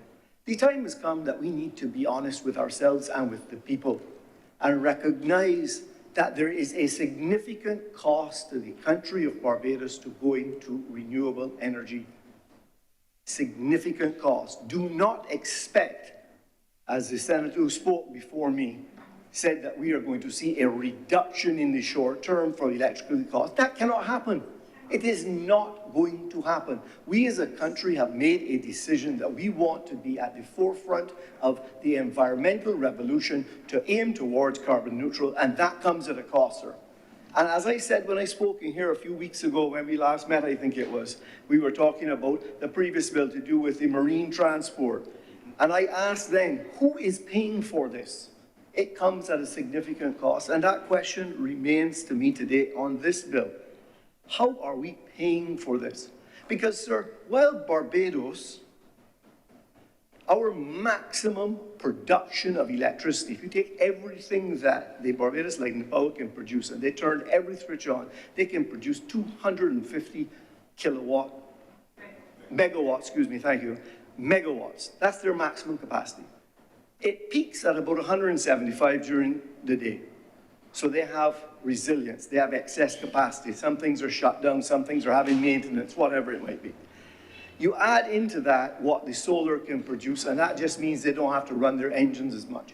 But it's 250 megawatts, sir. Sir, we're attempting to move to 100% renewable for our 250 megawatts. Do you know, sir, in reading in the paper earlier this week, in the news, it's all over the news. In fact, you can Google it and see it.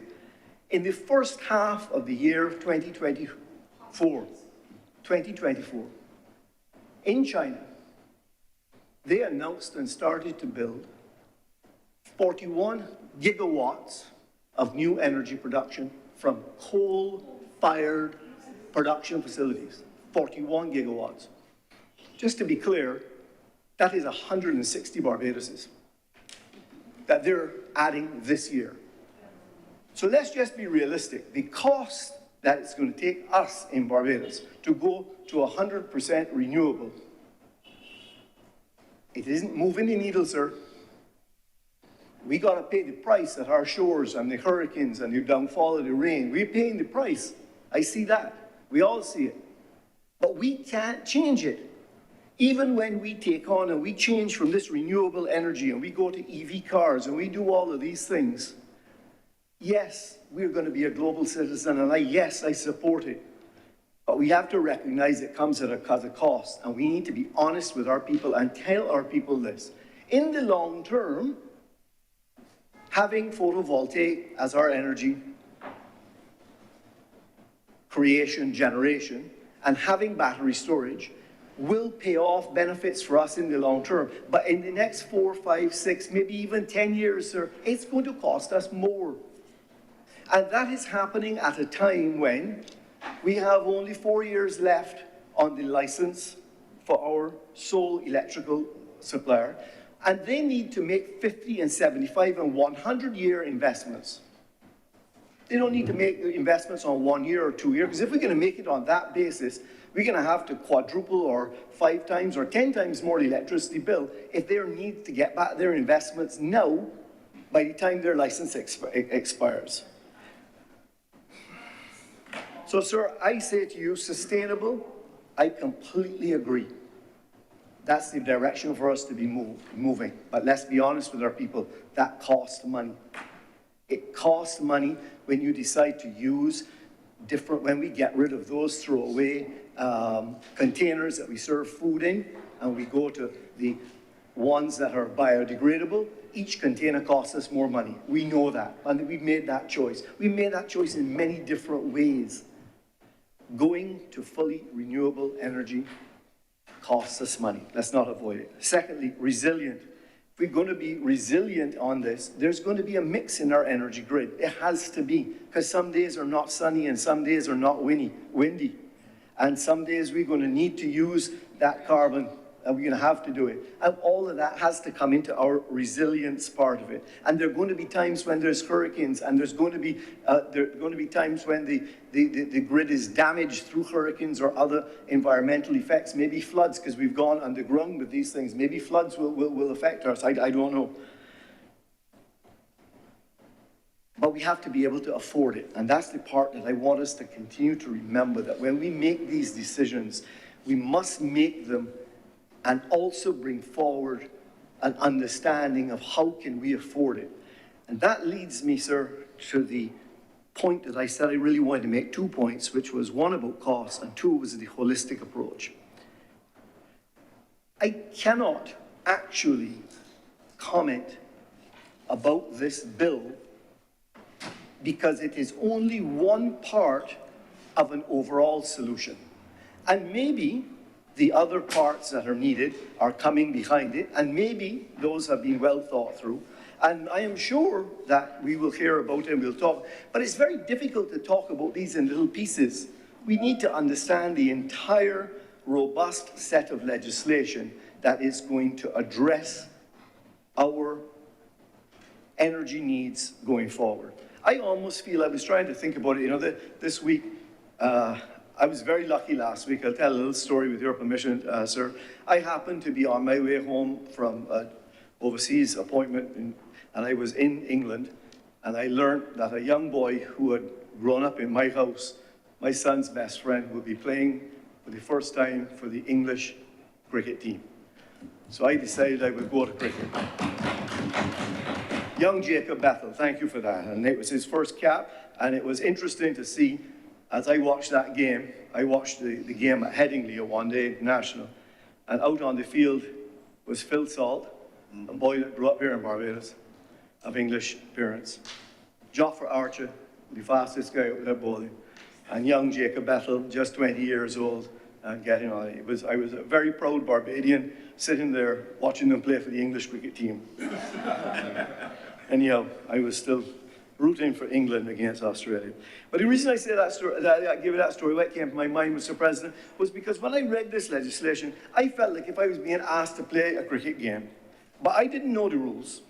I was told, okay, here's a bat, and go out there and score some runs.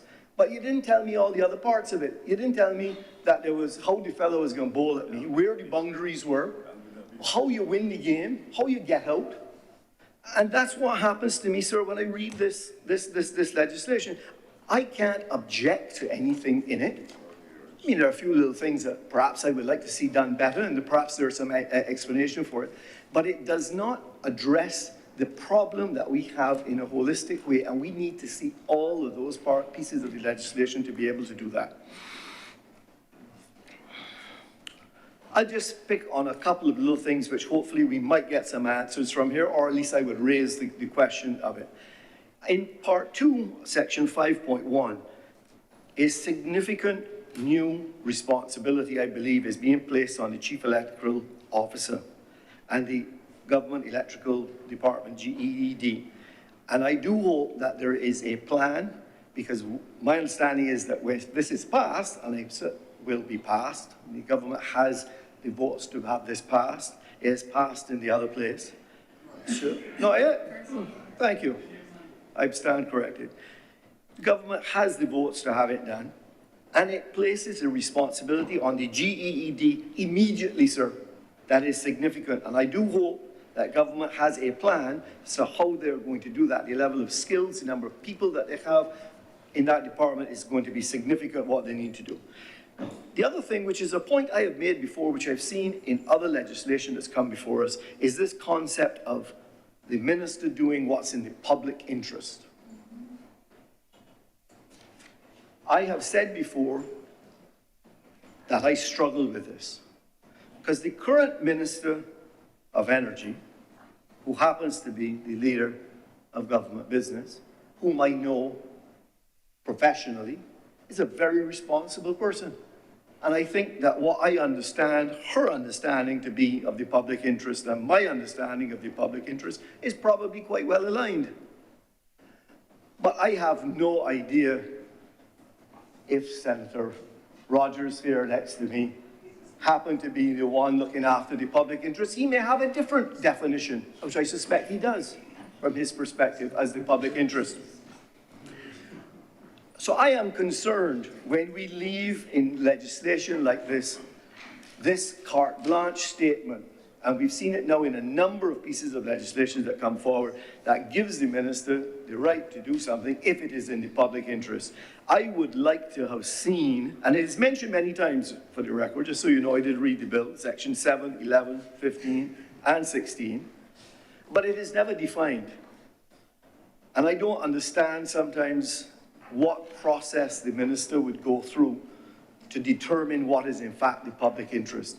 Because we all know that when we talk to our children, maybe if you have children or a friend or whatever, when you're trying to explain to them what is in their long-term interest, they may not see it right now as to what's in their short-term interest. And that happens sometimes with the public interest. What's in the public interest may not be good for this person over here, but on the whole, it is good for everyone else. But so I would have liked to see a little bit more definition around when we're speaking of granting licenses, revoking licenses, all these different things. When we talk about the public interest, what are the criteria that you will look at, sir? I don't think that would be unreasonable to have.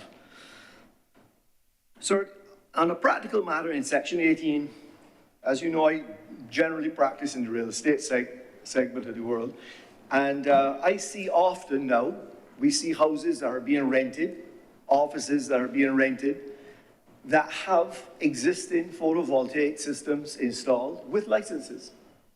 This section 18 tells us that in order for the tenant to have the benefit of that, there's going to have to be an application to the minister to get that changed around.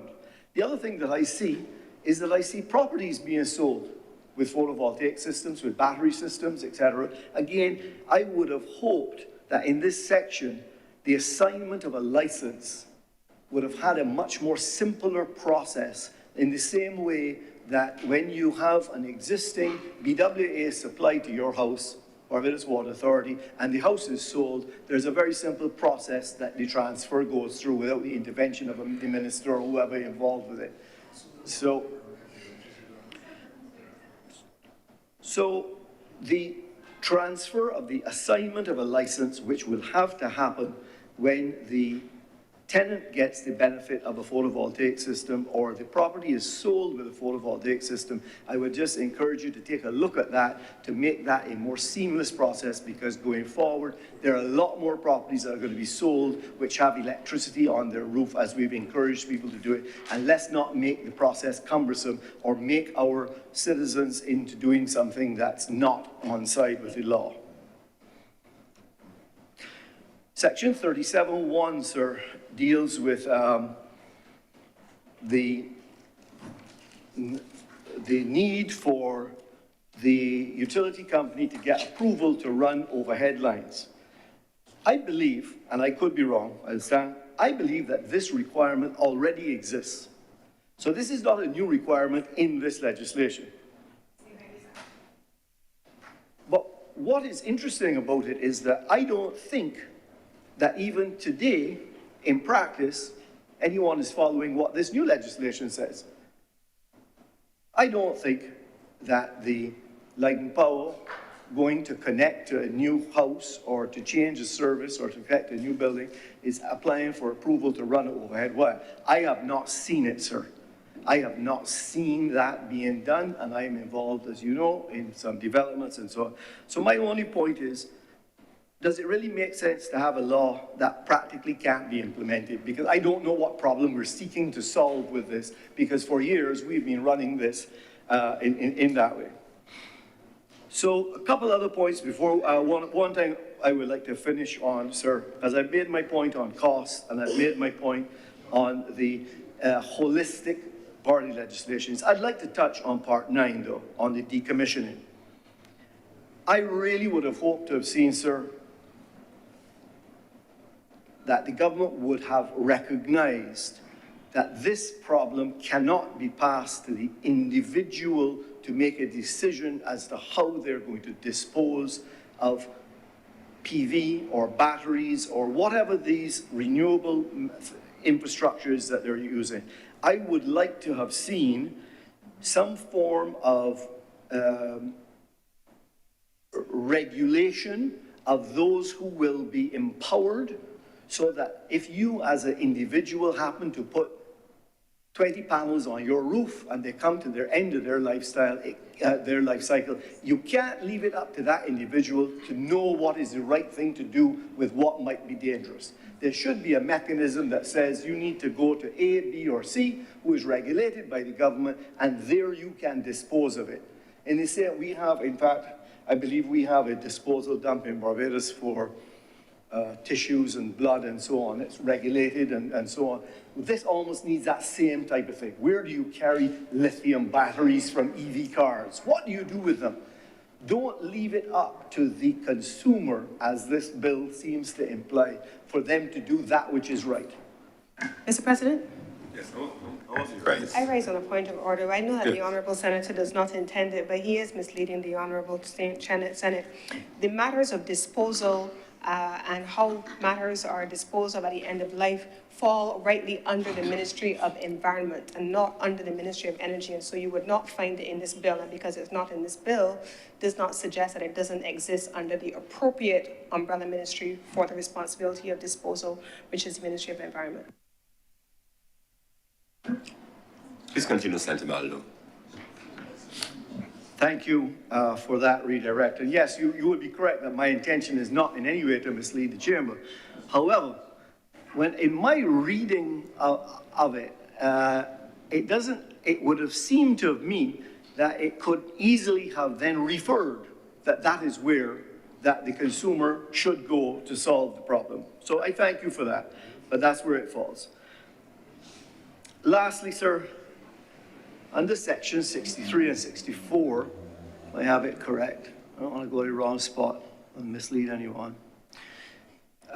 63 and 64 talks about the recourse if you were refused and you don't agree with the minister and you want to go somewhere else, yes? One small point for you. The tribunal that is established, the appeals tribunal under section 64, I think it is, and then you read the actual third schedule. I don't particularly like this logic that the minister gets to appoint the members of the tribunal, the 5 members. So if you do not agree with something that the minister has done, you've got to go to the tribunal. But remember, the tribunal sits there at the pleasure of the minister.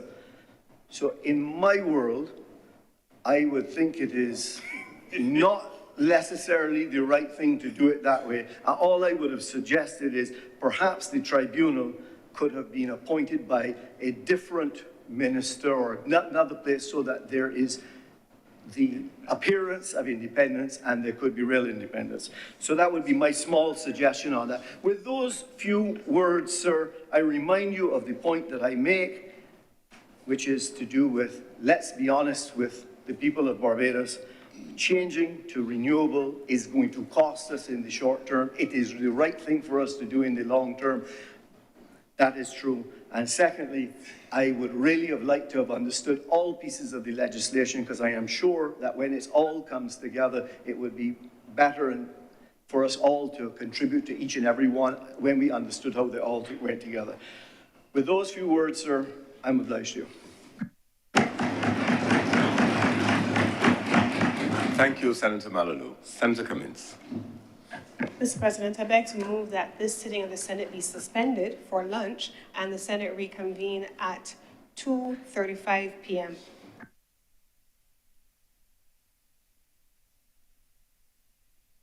(2:40 p.m.)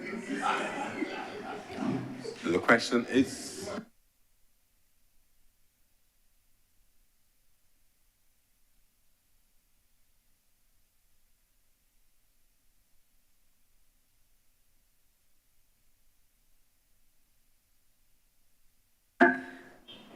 I beg to move that the sitting of the Senate be suspended until 3 p.m. to facilitate the meeting of the Committee of Selection during lunch.